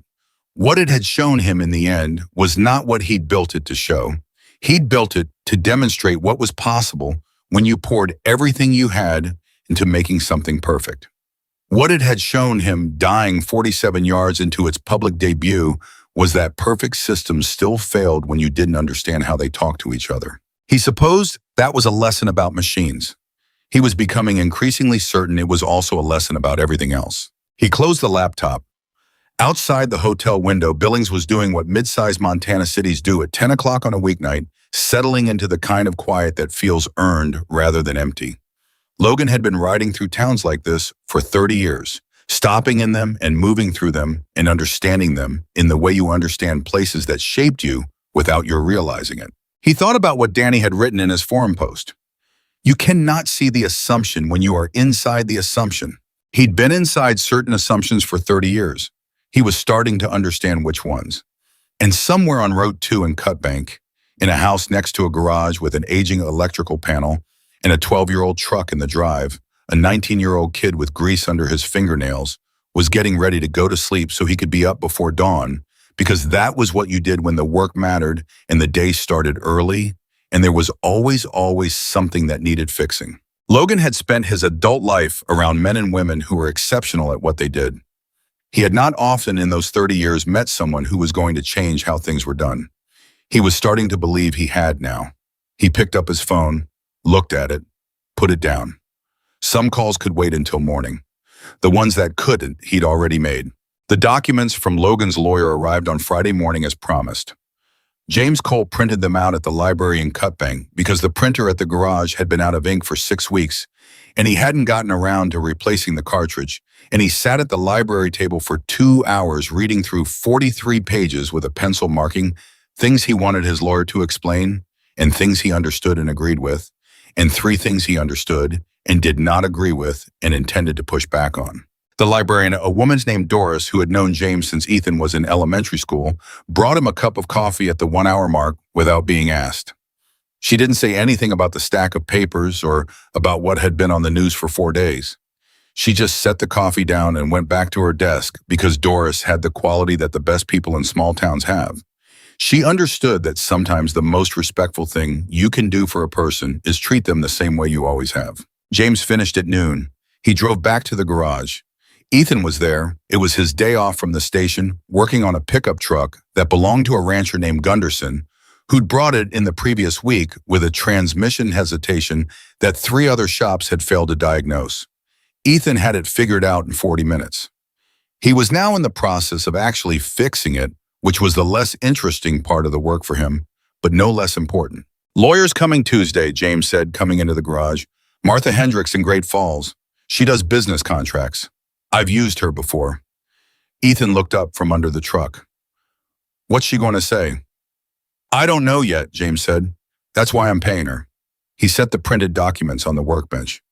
"There are 3 things I'm pushing back on." "Which 3? "Governance board composition," James said. "As written, Logan's organization has majority representation. I want it equal, or I want us to have a written veto on curriculum decisions." "That's fair," Ethan said. "Intellectual property assignment," James said. "The draft says any diagnostic methodology developed through the program becomes jointly owned. I want it reverse joint ownership only if developed using program resources. What you bring in from the outside stays yours." Ethan was quiet for a moment. He hadn't thought about that. He should have thought about it. "And the 3rd exit clause," James said. "If Logan's organization withdraws funding, the program assets revert to us, not to a foundation of his choosing. His draft has the assets going to an educational nonprofit he controls." He paused. "I'm not saying he's planning to pull out. I'm saying I won't sign something that leaves us holding an operation we built without the means to continue it."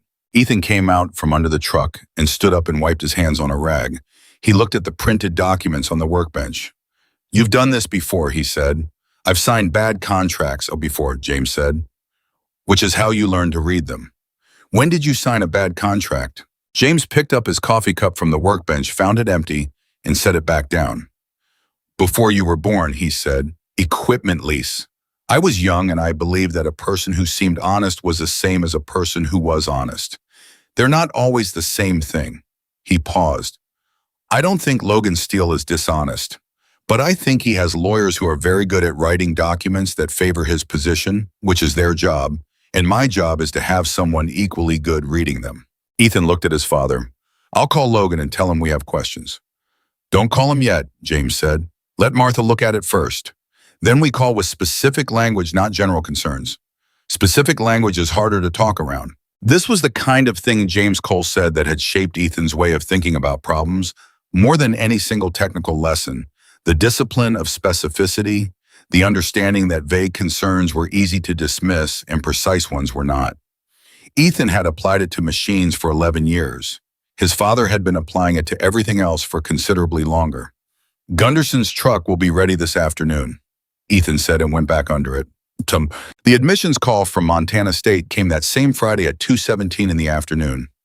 Ethan was at the gas station. He'd gone in for a half shift, and he took the call in the parking lot because Terry had finally told him to stop taking calls in the break room after 3 customers had come in and found nobody behind the register. The admissions coordinator's name was Wendy Park, and she had a manner that was professionally warm in the way of people who have delivered both good and bad news many times and have learned to let the information carry itself without excessive ornamentation.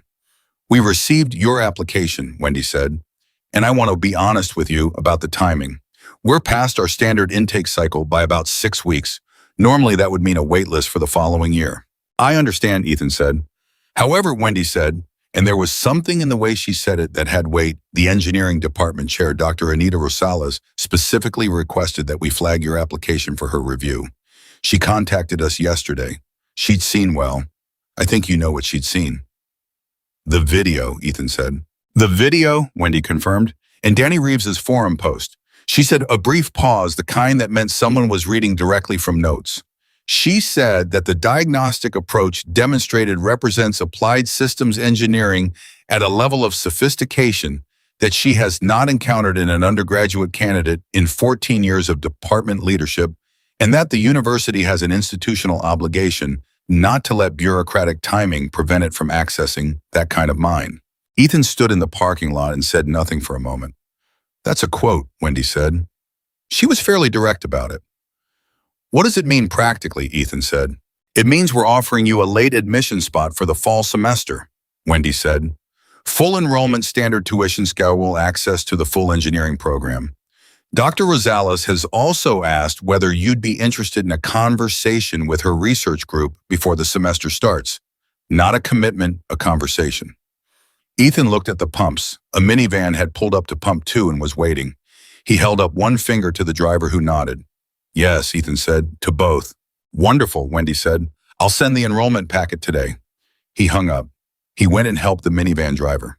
He came back in mod and told Terry he needed to make one more call, and she told him to make it fast, and he called his father. James answered on the third ring from under a tractor, which meant his voice had the particular flat acoustic quality of someone speaking from inside a confined metal space.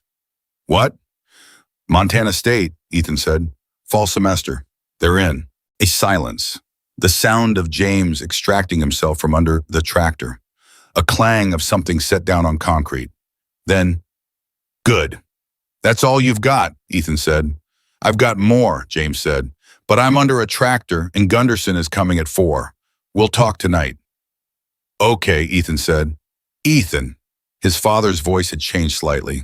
Not much, but enough. I'm proud of you. Ethan stood at the register and looked at the pump island and said, I know, Dad. He did know. He'd known for a long time in the way that children of quiet people learn to know things through the accumulation of small, consistent evidence rather than declaration. But hearing it stated directly was a different thing. It was the kind of different thing that you carried for a long time without quite understanding you were carrying it.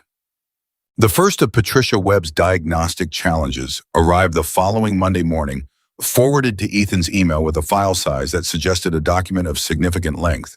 He opened it on his phone during his break at the station and read through it, standing next to the coffee machine, the one he'd fixed twice and that had broken again in the same place because the wiring panel still hadn't been replaced. Though that was changing next week when the electrician James had finally called came out from Great Falls. The challenge was a development vehicle, a high-performance crossover in the late stages of pre-production testing, experiencing an intermittent throttle response delay that occurred only under specific load conditions, and only after the vehicle had been running for more than 40 minutes. 12 engineers at the facility had worked on it for 6 months. They had isolated the delay to a 50 to 80 millisecond window in the throttle-by-wire response chain, had confirmed it was not a mechanical issue, and had narrowed the electronic possibilities to 3 candidate systems without being able to determine which one or which combination was producing the fault. Ethan read it through once. Then he read the technical appendix, which was 31 pages of diagnostic data in a format that was extremely precise and extremely organized, and that told him before he'd read past page 4 exactly what kind of thinking had produced it. Each system had been tested independently, thoroughly, and in sequence. The data was excellent. The approach was the problem. He wrote back to Patricia Webb's engineering contact at 4 o'clock that afternoon from his phone in the parking lot after his shift.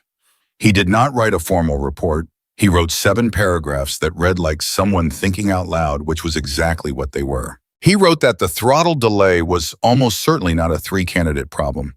It was a timing relationship problem between the electronic throttle control module and the transmission control unit, and the delay was being caused by a brief contention event when both units attempted to access the same communication bus segment at approximately the same moment, which only happened under the specific load conditions described, because that was the only time the TCU's communication cadence aligned with the ETC module's request window in a way that created the contention.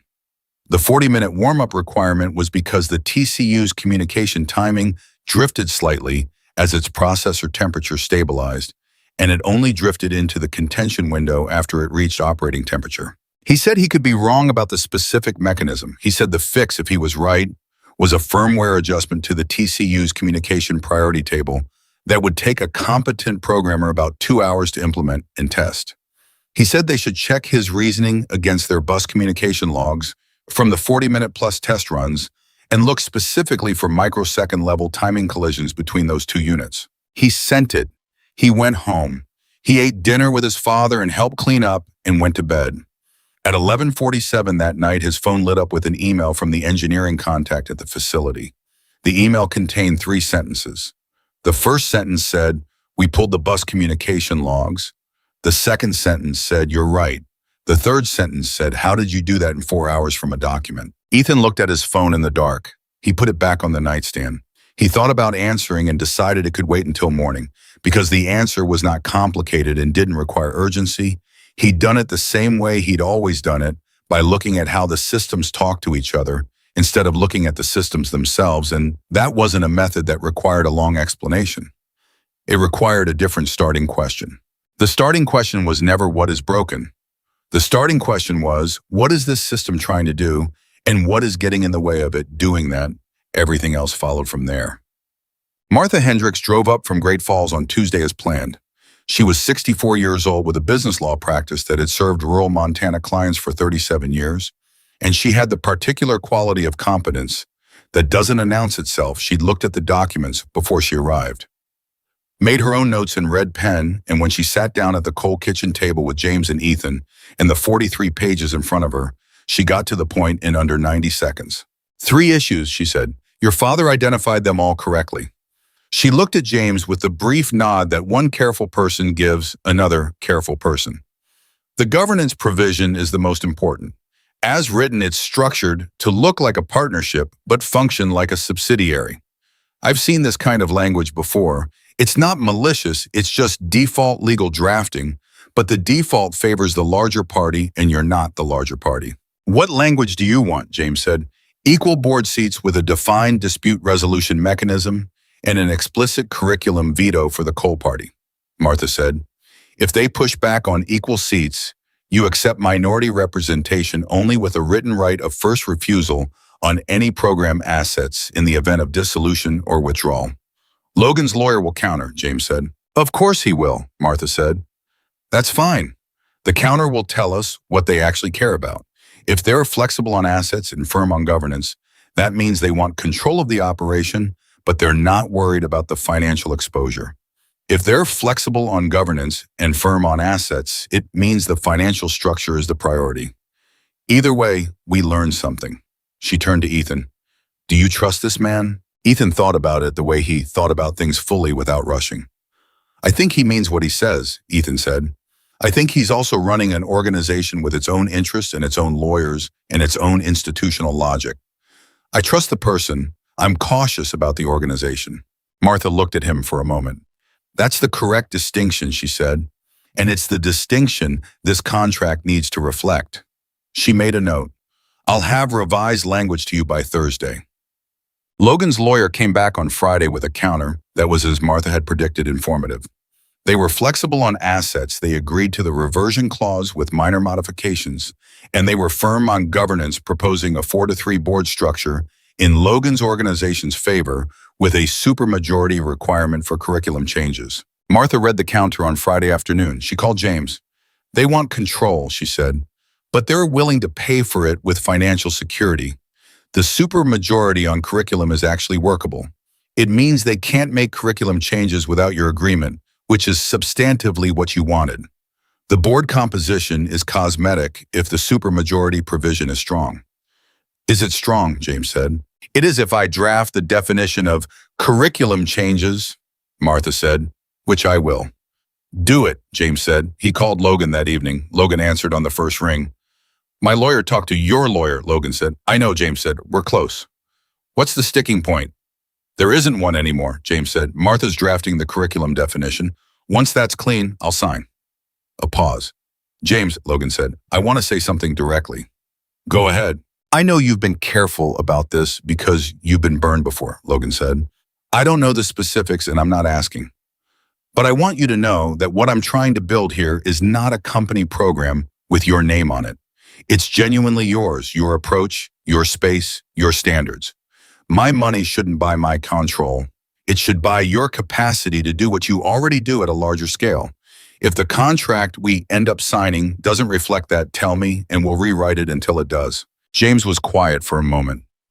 He was in the garage sitting on the stool he'd sat on for 22 years, and the tools around him were the tools of a man who had figured things out the hard way and had the worn handles and grease-darkened grips to prove it. He thought about the equipment lease he'd signed before Ethan was born. He thought about the $7,000 in the used engine hoist. He thought about 22 years of whatever comes through the door and the kid who'd started handing him tools at 7 and had ended up 47 yards into a charity ride he'd driven to at 4 in the morning, fixing something that 31 experts couldn't. All right, James said. All right, meaning, Logan said. All right, meaning Martha sends the revised language Monday, James said, and we sign by end of next week. The second and third of Patricia Webb's diagnostic challenges arrived together on Wednesday with a note from her engineering contact, whose name Ethan had learned was Ryan Cho, 29 years old, 6 years at the facility, the person Patricia had assigned as Ethan's primary liaison, because Ryan had been the most vocal internal advocate for submitting the challenges in the first place. Ryan's note said, "These two are related, we think. But we haven't been able to prove it." Ethan read both files the same evening at the kitchen table after dinner, with his father reading his own documents across from him. The two challenges involved different vehicle platforms, a performance sedan and a commercial van, but Ryan was right, they were related. Not in the specific failure mechanism, but in the architecture of the failure. Both involved sensor networks that were reporting accurately in isolation and behaving unexpectedly in combination. And in both cases, the engineering team had been analyzing the sensors rather than the network. He wrote back to Ryan that night. He didn't solve either challenge definitively. They'd need access to the actual vehicles and their communication logs for that. But he laid out the diagnostic framework, what to measure in what sequence, under what conditions, and specifically why the current approach was producing clean data from a system that was not clean. Ryan responded at 6:40 the next morning before Ethan's alarm went off. The message said, "I showed this to Dr. Webb. She wants to schedule a call. When are you free?" Ethan looked at his work schedule on his phone. He had the station from 9 to 3. He had a truck coming in for his father at 4 that he'd agreed to handle. He had a call with Dr. Rosales at Montana State scheduled for Thursday at noon. He wrote back tomorrow 4:30. Ryan wrote back, "Perfect. Dr. Webb and I and probably 2 of our senior engineers, if that's okay." Ethan wrote, "That's fine." He put his phone down and lay there for a moment in the dark. He was not a person who spent much time thinking about what his life looked like from the outside. That kind of self-consciousness had always seemed like a waste of attention that could be directed at actual problems.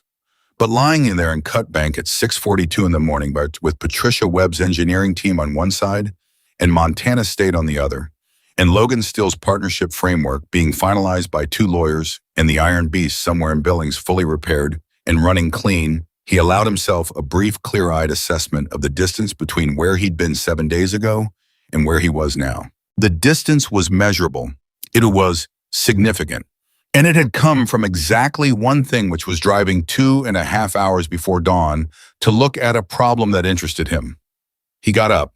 He had a shift at 9. The call with Dr. Rosales at Montana State happened Thursday at noon from the break room at the gas station while Terry ran the register and cast periodic looks through the window with the expression of a woman exercising considerable patience. Dr. Anita Rosales was 51, a mechanical engineer who'd spent the first decade of her career in aerospace before moving to academia, because as she put it in the first 3 minutes of the call, she found that teaching people to think about systems was more interesting than continuing to think about them herself. She had a directness that Ethan appreciated immediately. She did not spend time on flattery, and she did not treat the call as an interview. "I read everything that she said. The original coverage, Danny Reeves's forum, post your response to Patricia Webb's first challenge. Ryan Cho forwarded it to me. I hope that's all right." "That's fine," Ethan said. "I want to ask you a technical question," she said. "Not as an admissions matter, as a researcher." "Okay," Ethan said. "When you looked at the Iron Beast and identified the 4 interconnected failures, you described the process as looking for relationships between failures rather than the failures themselves. I want to know where that framing came from. Not the technique, the framing. The specific way of naming what you were doing." Ethan thought about it. He had not been asked this question before, and it was a good question, and it deserved the same treatment. He gave good diagnostic questions, genuine engagement, rather than a rehearsed answer. "My father," he said finally, "when I was learning, he used to ask me not what's wrong, but what does the system want to do and what's stopping it. And once you ask it that way, you're not looking for a broken part. You're looking for a conflict, something that's working against something else." He paused. The 4 things on the Iron Beast weren't failures. They were conflicts. They only became a failure in combination. Silence on the line for a moment. Then Dr. Rosales said, "That's a systems dynamics framework." "I don't know that term," Ethan said. I know you don't, she said, which is remarkable because what you just described is the central premise of the field of engineering that has produced Nobel-adjacent work over the last 30 years. You arrived at it independently through practice in a garage in rural Montana. Another pause. When you get to campus in the fall, I want you to come to my research group's first meeting of the semester. Not as a participant, just to listen, see if it's something you want to pursue. What does your research group work on? Ethan said. Failure propagation in complex systems, she said. Specifically how isolated faults become systemic failures, which is, it turns out, exactly what you've been diagnosing for 11 years without the academic vocabulary for it. Ethan stood in the break room and looked at the broken coffee machine. The one with the voltage fluctuation problem he'd explained to Terry twice. The one that kept failing in the same place because nobody had fixed the underlying condition that was stressing the component to failure. I'll be there, he said. And Danny Reeves drove to Cut Bank on Saturday. He didn't call ahead. He'd thought about calling ahead and decided against it because calling ahead would have made it a formal thing, and he didn't want it to be a formal thing. He drove the 3 hours from Billings in his own truck, not a company vehicle, wearing his own clothes, not any kind of work gear, and he arrived at the coal garage at 11 in the morning and knocked on the open bay door. James was the first person he saw. James looked at him with the unhurried assessment he applied to all unfamiliar arrivals and said, Danny Reeves. Yes, sir, Danny said. I should have called. Probably, James said. Ethan's in the back. Danny found Ethan in the rear bay doing something to the electrical panel, standing on a step stool, with an electrician Danny didn't recognize, talking through what appeared to be a comprehensive rewiring plan. Ethan looked down when Danny came in and said simply, hey. Hey, Danny said. He looked around the garage. He took it in, not performing the looking, genuinely doing it, and what he was doing was mapping what he saw against what he understood now about where Ethan had come from. The tools, some of them worn smooth with use. The organization of the space, which was different from any shop Danny had worked in, less categorical, more relational. The tools arranged not by type, but by what they were used in combination with, which was a small thing that said a large thing about how the person who organized them thought. The vehicles in various states of address, each with a handwritten card on the dashboard that Ethan had explained was not a note about the problem, but a note about the system, what the vehicle was trying to do, what it reported, what that combination suggested. I wanted to see it, Danny said. Where you learned? Ethan climbed down from the step stool. He looked at Danny with those steady eyes. Now you have. Yeah, Danny said. He paused. I want to tell you something. I've been trying to figure out how to say it for a week, and I haven't gotten it exactly right, so I'm going to say it approximately, and you can tell me if I'm wrong. Okay, Ethan said. The reason I couldn't fix the Iron Beast, Danny said, is not that I don't know enough. It's that I know too much in the wrong direction.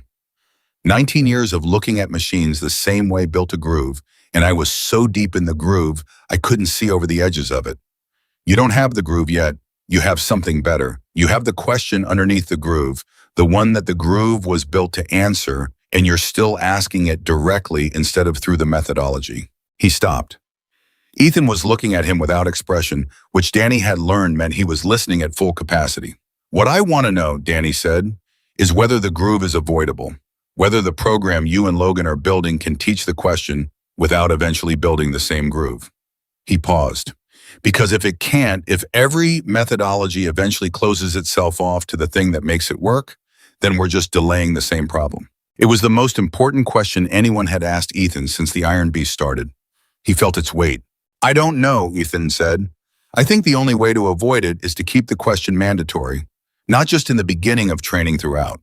Every time someone solves something, you make them go back and ask, what was I assuming? What would I have missed if the failure had been different? You don't let the method become the answer. He paused. But I'm 18. I might be wrong about that. Danny looked at him. You're 18, he said, and you might be wrong about it. Those two things are both true, and neither of them changes the fact that you're asking the right question. He put out his hand. Ethan shook it.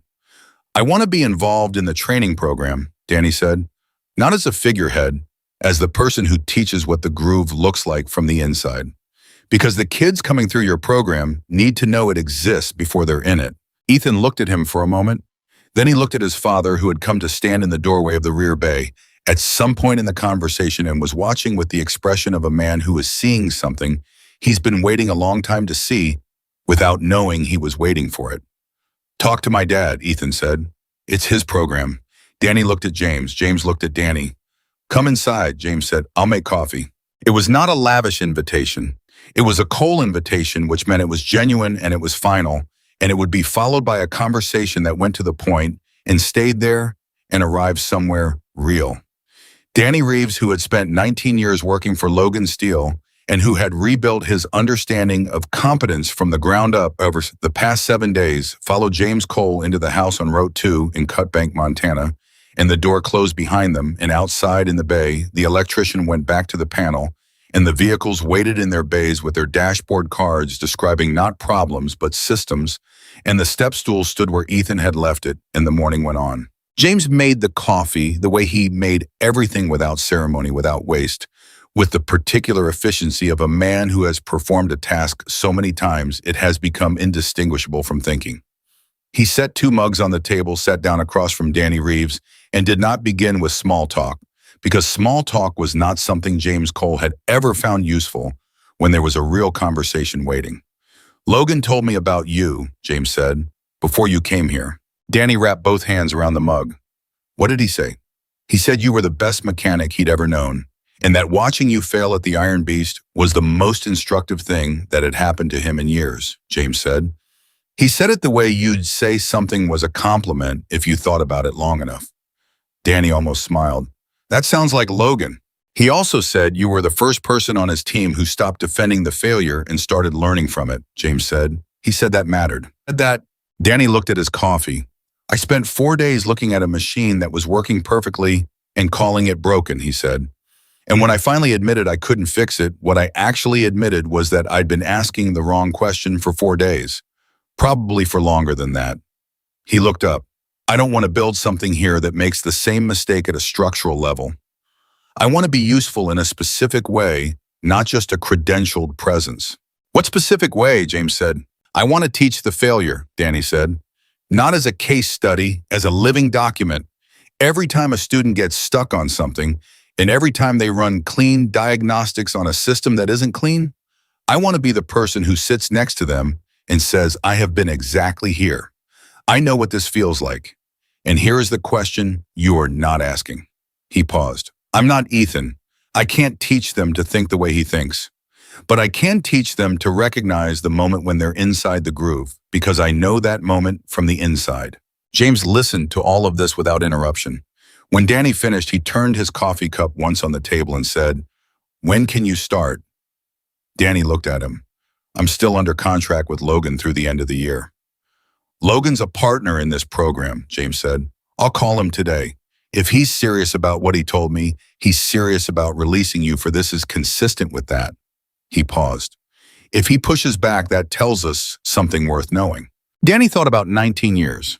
He thought about the staging area in Billings and the tool case he'd sat down on, and the expression on his own face that Logan had described later as recognition. He thought about the 43 pages of contract language that Martha Hendricks had spent a week making fair, and the revised board structure with its supermajority curriculum provision, and the reversion clause that meant the coal operation would keep what it built regardless of what happened down the line. He thought about all of this, and he thought about a rear bay with tools arranged by relationship rather than category, and handwritten dashboard cards that asked not what is wrong, but what is the system trying to do. "He won't push back," Danny said. He was right. Logan didn't. The contracts were signed on a Thursday afternoon, 3 weeks after the Ironwood, at the kitchen table in the coal house on Route 2, with Martha Hendricks present and Logan's lawyer present by video on James's laptop, which Ethan had propped against a stack of automotive manuals because neither James nor Ethan owned a laptop stand. The signing took about 20 minutes, most of which was Martha and Logan's lawyer doing final verbal confirmations of specific provisions in the language that Martha had drafted, and Logan's lawyer had accepted with 2 minor modifications both parties had approved the previous Monday. Logan himself was not present. He had offered to drive to Cut Bank, and James had told him it wasn't necessary, that contracts didn't require ceremony, they required precision, and Martha had the precision covered. Logan had said that was probably the most accurate thing anyone had said to him about legal documents in 30 years of signing them, and he had stayed in Billings. After the signing, Martha left. The lawyer's video window closed. James and Ethan sat at the kitchen table for a moment with the signed documents between them and the laptop still propped against the automotive manuals showing a blank screen. "That's done," James said. "That's done," Ethan said. James got up and put the documents in the filing cabinet in the hallway, the one with the dented bottom drawer that Ethan had been meaning to fix for 2 years, and that would now actually get fixed because the electrician was coming back next week, and the panel was already done, and the lift had been ordered, and the particular financial pressure that had made every non-essential repair an indefinite postponement had been for the first time in 22 years removed. When James came back to the kitchen, Ethan was still at the table. He had his phone in front of him, and he was looking at it with the expression he used when he was reading something that required full attention. "What?" James said. "Ryan Cho," and Ethan said. "Patricia Webb's team fixed the third diagnostic challenge. The commercial van. They used the framework I gave them and found the failure in 2 days. It had been open for 9 months. He set the phone down. "Ryan says Patricia wants to formalize the consulting arrangement. Retainer, specific rate, defined scope. He's sending a draft next week." James sat down. "That's 3 for 3, he said. "They were good problems," Ethan said. "They were problems 9 months of good engineers couldn't crack," James said. "Don't undersell it." "I'm not underselling it," Ethan said. "I'm saying the problems were interesting. That's why I could do it. If they'd been boring, I might have taken longer." He paused. "The interesting ones are easier because you actually want to understand them." James looked at his son. "Is that what Montana State is going to be? Interesting problems." "Some of them," Ethan said, "and the vocabulary, and the math I'm doing by feel that I want to be able to do by proof." He picked up his phone, looked at it once more, set it down again. "Dr. Rosales called yesterday. She wants me to read 2 papers before the semester starts. One is on systems dynamics, and one is on failure propagation and networked architectures." He paused. "I read the abstracts. They're describing things I already do, but in language that would let me talk to anyone in the field without translating through analogy first." "That matters," James said. "It matters for what comes after," Ethan said.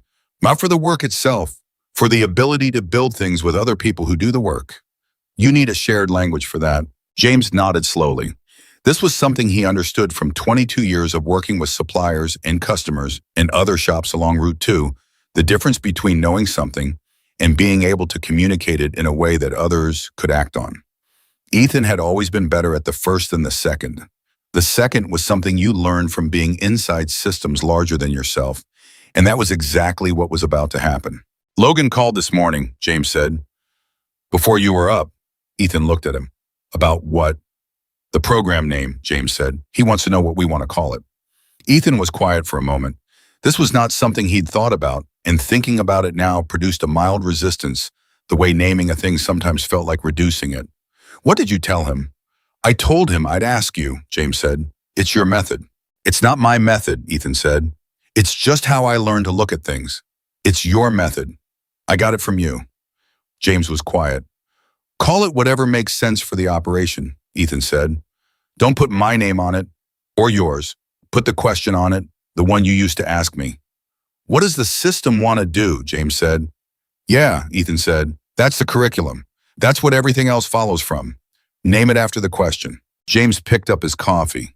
"That's not a name," he said. "That's a sentence." "Then call it Route 2 Vocational," Ethan said. "Keep it simple." James set his coffee down. "Route 2 Vocational," he said.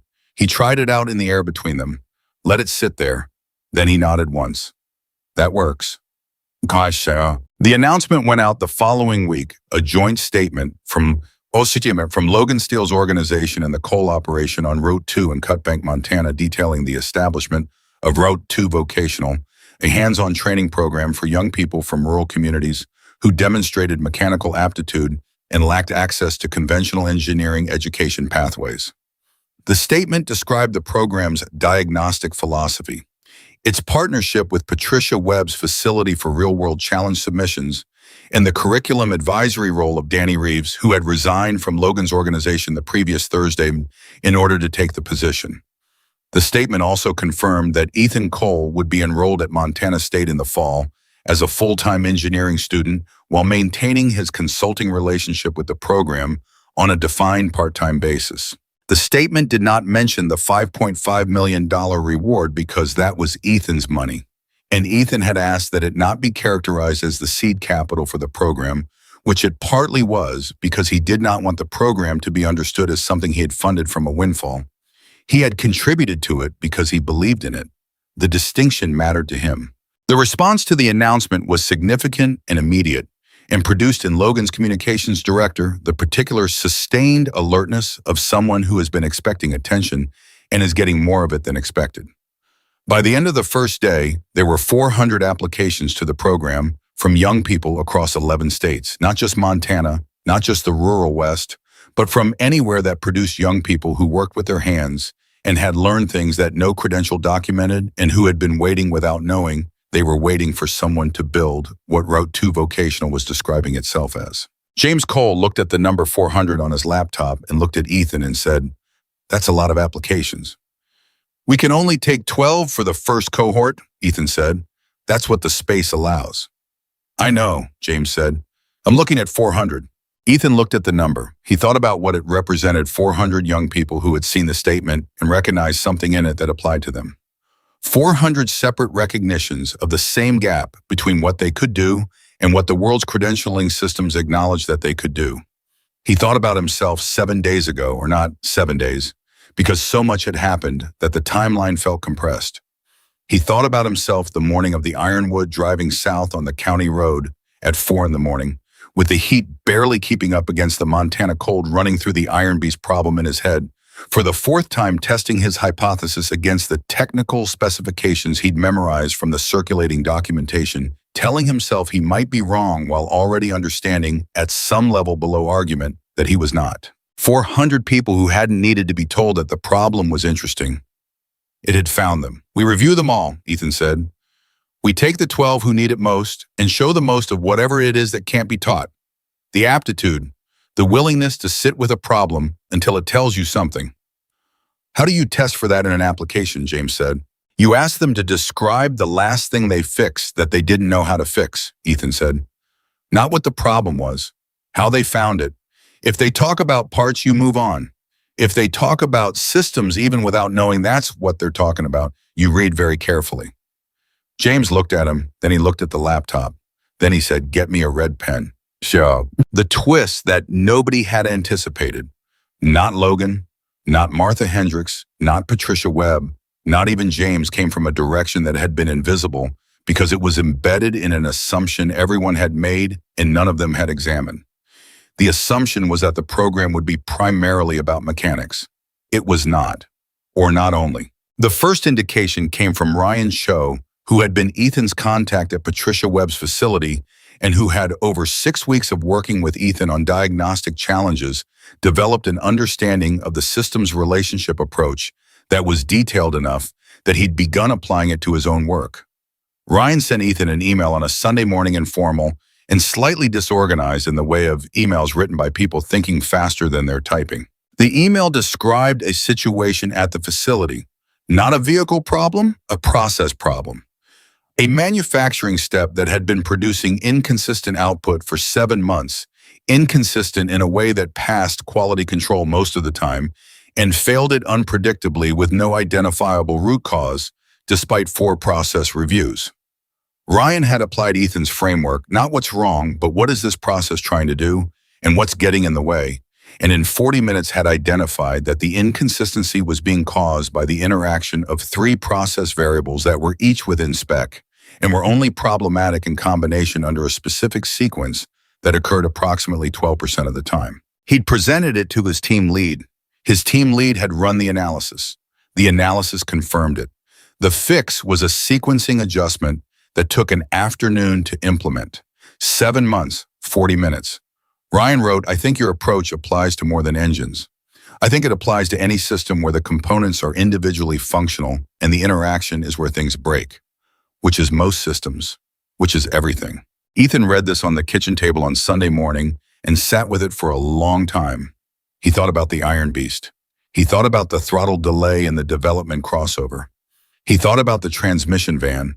He thought about the coffee machine in the gas station break room that he'd explained to Terry twice without her being able to act on the explanation because the explanation required understanding the wiring panel as a system affecting the machine rather than the machine as an independent unit.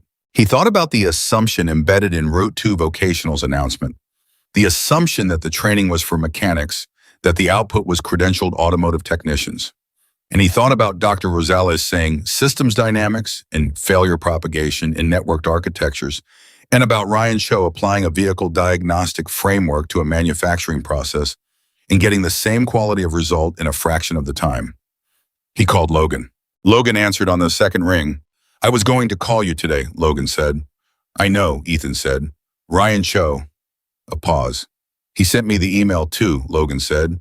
"He CC'd me. I think he wanted me to see it at the same time you did." "He's right," Ethan said. "This isn't a mechanics program." "No," Logan said. "What is it?" "It's a systems thinking program that uses mechanics as the entry point," Ethan said. "Because mechanics is where you can see it most clearly and test it most directly. You fix it or you don't. The feedback is immediate and inarguable." He paused. "But the thinking itself transfers to manufacturing, to software, to any complex system where the components work and the interactions fail." Logan was quiet for a moment. "That changes the scope." "It changes the ceiling," Ethan said. "The scope stays the same for the first cohort. 12 people route 2 hands-on. But what we're building toward is different from what we announced." "Does your father know?" "I'm going to talk to him today," Ethan said. "And Martha's contract." "It's broad enough," Ethan said. "I already checked. The curriculum language talks about diagnostic methodology and systems analysis. It doesn't limit it to automotive. Martha wrote it that way on purpose." A beat of silence. "Martha's good," Logan said. "Martha's very good," Ethan said. Logan exhaled. It was not a sound of frustration. It was the sound of a man recalibrating his understanding of what he'd built and finding it larger than he'd drawn it. "Okay," he said. "What do you need?" "Nothing yet," Ethan said. "The first cohort is mechanics. That's right for now. But I need you to know what we're building toward so that when the time comes to expand, we're not having that conversation from zero." "I know," Logan said. "I've known since the staging area." Ethan paused. "Since the staging area?" "Since you described the Iron Beast problem," Logan said. "You didn't say the engine failed. You said the systems were in conflict. That's not how a mechanic talks. That's how a systems thinker talks about a machine." He paused. "I didn't have the vocabulary for it then. Ryan just gave me the vocabulary." Ethan thought about this. He thought about all the things that had been present from the beginning and had taken time to become visible. The grounding circuit that only expressed its fracture under heat. The sensor timing drift that only mattered in combination. The firmware mismatch that only became catastrophic when all the other conditions aligned. He thought about how the most important things were frequently the ones that required the most specific conditions to become visible, and how that was true of ideas as much as it was true of mechanical failures. He thought about a 9-year-old handing tools to a man who was already asking the right question, and about 11 years of whatever comes through the door, and about 400 applications from young people across 11 states who had seen one sentence in a press release and recognized themselves in it. "I'll talk to my dad," Ethan said. "Call me after," Logan said. James took it the same way he took most things, without reaction in the moment, with considerable processing afterward. Ethan laid it out over dinner the way Ryan had described the manufacturing problem and what it implied about transferability, the conversation with Logan, the observation about what the training program was actually building toward. James listened all the way through without speaking, ate 3 more bites of his dinner after Ethan finished, and then said, "You're telling me this is bigger than we said it was?" "Yes," Ethan said. "And you want to keep the first cohort as announced because changing course now would destabilize what we've built so far?" "Yes," Ethan said. "And you want me to understand the larger shape of it so that we're not surprised when it grows in that direction?" "Yes," Ethan said. James ate another bite. He looked at the table. He looked at the wall where the calendar hung, the same kind of calendar he'd hung in the same place for 22 years, with jobs written in on specific days in his careful handwriting. The calendar was more full than it had ever been. The waiting list for the garage had extended to 6 weeks, partly because Danny Reeves had started coming 3 days a week, and they were taking on more complex work than before, and partly because something had changed in how people understood what the coal garage was, and that change was producing more business than James had staffing to handle. "We're going to need more people," James said. "I know," Ethan said. "Not just for the program, for the garage operation itself." James looked at him. "Which means we're going to need the first cohort of students to be genuinely useful faster than I'd planned." "They will be," Ethan said, "if we select right." "We select right," James said. It was not a question. It was a statement of requirement. James Cole's standards for what constituted useful work had been established 22 years ago and had not drifted since. "And you're going to help me review the applications." "I'm going to do most of the reviewing," Ethan said. "You're going to do the final decisions." James looked at him for a moment. "Why that way around?"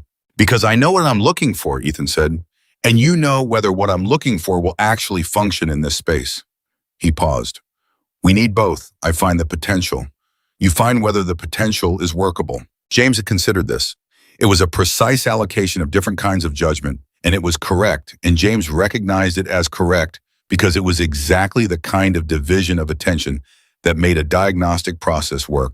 One capacity to identify the pattern, another to verify it against reality. "All right," James said. "We start Monday." "All right." Danny Reeves moved to Cutbank on the 1st of the month.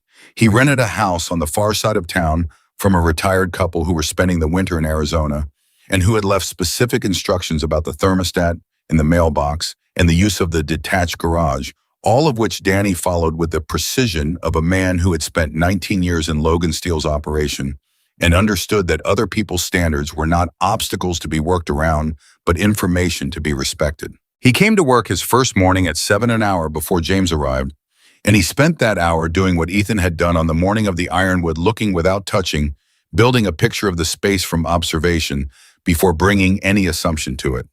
He walked the bays. He read the dashboard cards on the waiting vehicles. He looked at the tool arrangement and understood it, and the understanding produced in him the sensation of hearing a familiar piece of music played in a key he'd never encountered before. Not foreign, not difficult, but different in a way that required his full attention. James arrived at 8 and found Danny in the rear bay standing in front of the vehicle that had the most complex dashboard card. "What's this one?" Danny said. James told him the history, the make, the year, the symptom, as reported the systems involved. He described it the way he'd been describing problems for 22 years, which was the way Ethan's method had made explicit not cataloging faults, but describing conflicts. Danny listened. Then Danny said, "The customer said it only does it when it's been sitting overnight in cold weather." "Yes," James said. "In the previous shop, replaced the battery in the starter relay, and the problem came back." "Yes." "So those aren't the problem," Danny said. "No," James said, "they're not." "What is?" James paused. It was a deliberate pause. The pause of a teacher deciding whether to answer or to wait. He'd used it with Ethan for 11 years. He used it now with Danny Reeves, who was 61 years older than the 9-year-old who'd first experienced it and who recognized it immediately for what it was and who understood in that recognition that this was the form the teaching would take here, not instruction but inquiry, not answer, but question held open long enough to become productive. Danny looked at the vehicle. He looked at the dashboard card. He looked at the vehicle again. "Cold temperature means contraction," he said. "Something that's marginal at operating temperature becomes insufficient in the cold." He thought, not the battery, not the relay, something that those two things depend on that nobody checked, because checking the battery and the relay made sense and seemed complete. "Keep going," James said. "Ground," Danny said. And then 2 seconds later, with the particular quality of recognition that comes when you arrive somewhere by thinking, rather than by being told there's a ground connection somewhere that has enough contact at room temperature and loses it when everything contracts in the cold. And because the battery and the relay both tested good, nobody followed the ground back to where it was losing contact. James said nothing. He waited. Danny walked to the vehicle and crouched by the frame rail and ran his hand along it until he found the primary ground strap connection and looked at it for a long time and then said very quietly, "There." The connection looked clean to the eye. Danny knew it would. He'd learned it in a staging area in Billings, watching an 18-year-old apply a heat gun to a grounding circuit that looked clean to the eye. He looked at James. "Thermal test," he said. James nodded. He handed Danny the thermal camera. Danny applied it. He watched the readout. At ambient temperature, the connection looked fine. James brought the heat gun, and they reversed the process. Instead of applying heat to simulate operating temperature, they applied a cold spray to simulate overnight contraction. The readout shifted. A thin line of differential resistance emerged at the edge of the ground strap's contact surface, the place where time and vibration in the expansion-contraction cycle of 10 Montana winters had worked the connection just far enough out of spec to matter. Not at 70 degrees, not at 60, not at 50, but at the temperature of a cut-bank night in November. "That's it," Danny said. He said it the same way Ethan had said there when he identified the Iron Beast grounding fault. Not triumphant, not relieved, just accurate, the way a statement of fact is accurate, complete in itself, requiring nothing added. James looked at him, and in James Cole's face was an expression that had nothing performed in it, the expression of a man who has spent 22 years building something and has just watched someone new walk through the door and treat it the way it deserved to be treated, not as a system to be learned, but as a way of thinking to be inhabited. "Fix it," James said. "Yes, sir," Danny said. Ethan's last shift at the gas station was on a Friday 3 weeks before the fall semester started at Montana State. He worked the full 9 to 3, helped 2 customers with issues that went beyond pumping gas. One with a warning light that turned out to be a loosey VAP system hose, one with a noise that turned out to be a heat shield rattle, and he cleaned the pump island at the end of his shift and went inside and found Terry at the register.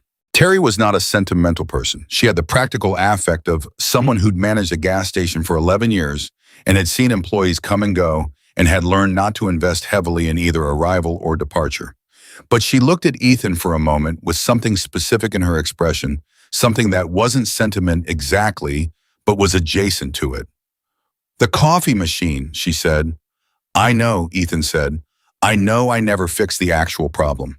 "You told me what it was twice," Terry said. "I replaced the part twice." "You needed the panel," Ethan said, "not the part." "I know that now," Terry said. "My brother-in-law's an electrician. He came and looked at it last week. He said the panel was running low voltage to that circuit and had been for years." She paused. "He said whoever noticed that from the machine's behavior was paying very close attention." Ethan said, "It broke the same way twice, same place. That's the system telling you where the problem isn't." Terry looked at him for a moment. "I should have listened the first time," she said. "Most people don't," Ethan said. "That's not a criticism. It's just how it goes until it doesn't." She put her hand out. He shook it. She held it for a moment longer than a handshake required, which for Terry was the equivalent of a considerable declaration, and then she let go and turned back to the register. He drove home on the county road with the windows down because it was the last warm week before the season turned, and he thought about the 18 months he'd worked at the station and the specific texture of that time. The pre-dawn shifts in January, the summer days when the heat came off the pump island in waves, the regulars who had particular ways of filling their tanks, and particular things they wanted to talk about, and particular silences they were comfortable with. He thought about how much he had learned about systems during those 18 months, not from the machines he'd fixed on his days off, but from the station itself, a system of people and patterns and recurring conditions and failure modes that expressed themselves in ways that looked random until you understood the underlying structure. He thought about Terry replacing the coffee machine component twice. He thought about the 31 experts checking the Iron Beast systems in isolation. He thought about the manufacturing process that had failed 12% of the time for 7 months. He thought about all the systems in the world that were working perfectly by their own internal logic and failing at the point where they touched each other, and about how most of the effort to fix those systems was focused on the components rather than the contact, and about what it would mean, what it would actually mean in the lives of actual people and actual machines and actual organizations if more people learned to look at the contact first. He turned onto Route 2. The garage was lit up. Danny's truck was there, which meant he was still working, and there was a vehicle in Bay 2 that hadn't been there this morning. His father's truck was in its usual spot. The house light was on. Ethan sat in the truck for a moment after he turned the engine off. Not from hesitation. from the particular stillness that comes when you are exactly where you are supposed to be, doing exactly what the situation requires, and you are aware of it without making it into something more than it is. He got out. He went into the garage. Danny was at the workbench writing something on a dashboard card in the careful way he'd learned to write them. Not the fault, but the system, not the broken thing, but the thing the system was trying to do. Danny looked up when Ethan came in and held up the card. Ethan read it. It was right. Good, Ethan said. I had a teacher, Danny said. Ethan went through to the house. His father was at the kitchen table with the application files they'd printed, the top 40 from the 400, and were working through them in the evenings, reading the answers to the single question Ethan had written. Describe the last thing you fixed that you didn't know how to fix and tell me how you found it. James had his red pen. 3 files were in the yes pile. 11 were in the not yet pile. 26 were in the no pile, not because the applicants weren't capable, but because they'd described the fix instead of the finding, had talked about parts instead of systems, had answered a different question than the one that was asked. James looked up when Ethan sat down. He pushed a file across the table without speaking. Ethan picked it up and read it. The applicant was 17, from a town in northern Wyoming, the daughter of a woman who ran a ranch equipment operation without a formal mechanic on staff, which meant the daughter had grown up solving problems under the same conditions Ethan had. Whatever comes through the door, with whatever you have, by understanding it rather than referencing it. She'd written 3 pages answering the question, and the 3 pages described not a single repair, but a pattern she'd noticed over 2 years of working on the same fleet of equipment, a pattern of related failures across different machines that shared a common operating condition, and that she'd eventually traced to a supplier change in a hydraulic fluid specification that nobody had flagged as significant. Ethan read all 3 pages. He set the file down. Yes, he said. Yes, James said. He moved it to the yes pile. 4 files. They worked for 2 more hours. By 9 o'clock, the yes pile had 8 files. By 9:45, it had 10. By 10, which was when James put his red pen down and said he was done for the night, it had 11. 1 more, Ethan said. Tomorrow, James said. I'm going to bed. 1 more, Ethan said. There's a file in the not yet pile. 16-year-old from the Flathead Valley. His answer is only 1 paragraph because he doesn't write well. But read what the paragraph says. James picked up the not yet pile and looked through it. He found the file and read the paragraph. It was 63 words. It described a hay baler that had been failing intermittently for 3 seasons, that 3 different repair services had looked at and declared functional, and that the 16-year-old had fixed by understanding that the failure only occurred when 2 specific conditions were present simultaneously, and that fixing either condition alone changed nothing, and fixing both changed everything. James set the file in the yes pile. 12. That's our cohort, Ethan said. James looked at the 12 files. He looked at his son. And what James Cole felt in that moment was not pride exactly, though it contained pride, and not satisfaction exactly, though it contained that too. It was the feeling of a man who has spent 22 years building something without knowing its full shape, and who has just seen the shape for the first time, and who recognizes it as the thing he was building all along. Not a garage, not a business, not even a training program, but a way of seeing the world that his son had carried out of this kitchen and onto a starting line in Billings. And that was now in the hands of 12 young people from across the country who had never heard of Cut Bank or Route 2 or the Iron Beast going to continue. James did not say any of this. He picked up his coffee cup, found it cold, set it back down. He stood up and put the 12 files in a neat stack and said, "Call Logan tomorrow and tell him we're ready." "I will," Ethan said. "And get some sleep," James said. "You've got Montana State in 3 weeks." Ethan watched his father walk down the hallway to bed. He sat at the kitchen table for a while longer with the 12 files in front of him. Outside on Route 2, another 18-wheeler went through without stopping, the same sound, the same hour, the same road that had been running through this town for as long as anyone had been here to hear it. The Iron Beast had died 47 yards into its debut and come back to life under the hands of a teenager who had driven 2.5 hours in the dark to look at a problem that interested him. The $5.5 million had gone into a garage in Cut Bank, and a training program, and an electrical panel, and a lift and 12 application files on a kitchen table. Danny Reeves had resigned from 19 years of work to teach the inside of a groove to people who hadn't formed one yet. Dr. Rosales had sent 2 papers. Patricia Webb had sent 3 problems, and all 3 had been solved, and the third had revealed that the method was bigger than the machine. None of this had happened because of a reward. None of it had happened because of a credential or a reputation or a formal training or a certification or a resume. It had happened because a problem was interesting, and a young man had looked at it the right way, and a machine had told the truth to the first person who was listening for it. Genius does not announce itself. It does not arrive with papers or pedigree or a line of prior victories. It arrives the way Ethan Cole arrived at the Ironwood staging area before dawn, in the dark, in a uniform with a name patch, carrying nothing but the capacity to ask the question that everyone else has forgotten to ask. And when it speaks, the only appropriate response is to get out of its way and listen and build something that makes sure the next one doesn't have to drive 2.5 hours in the dark just to be heard.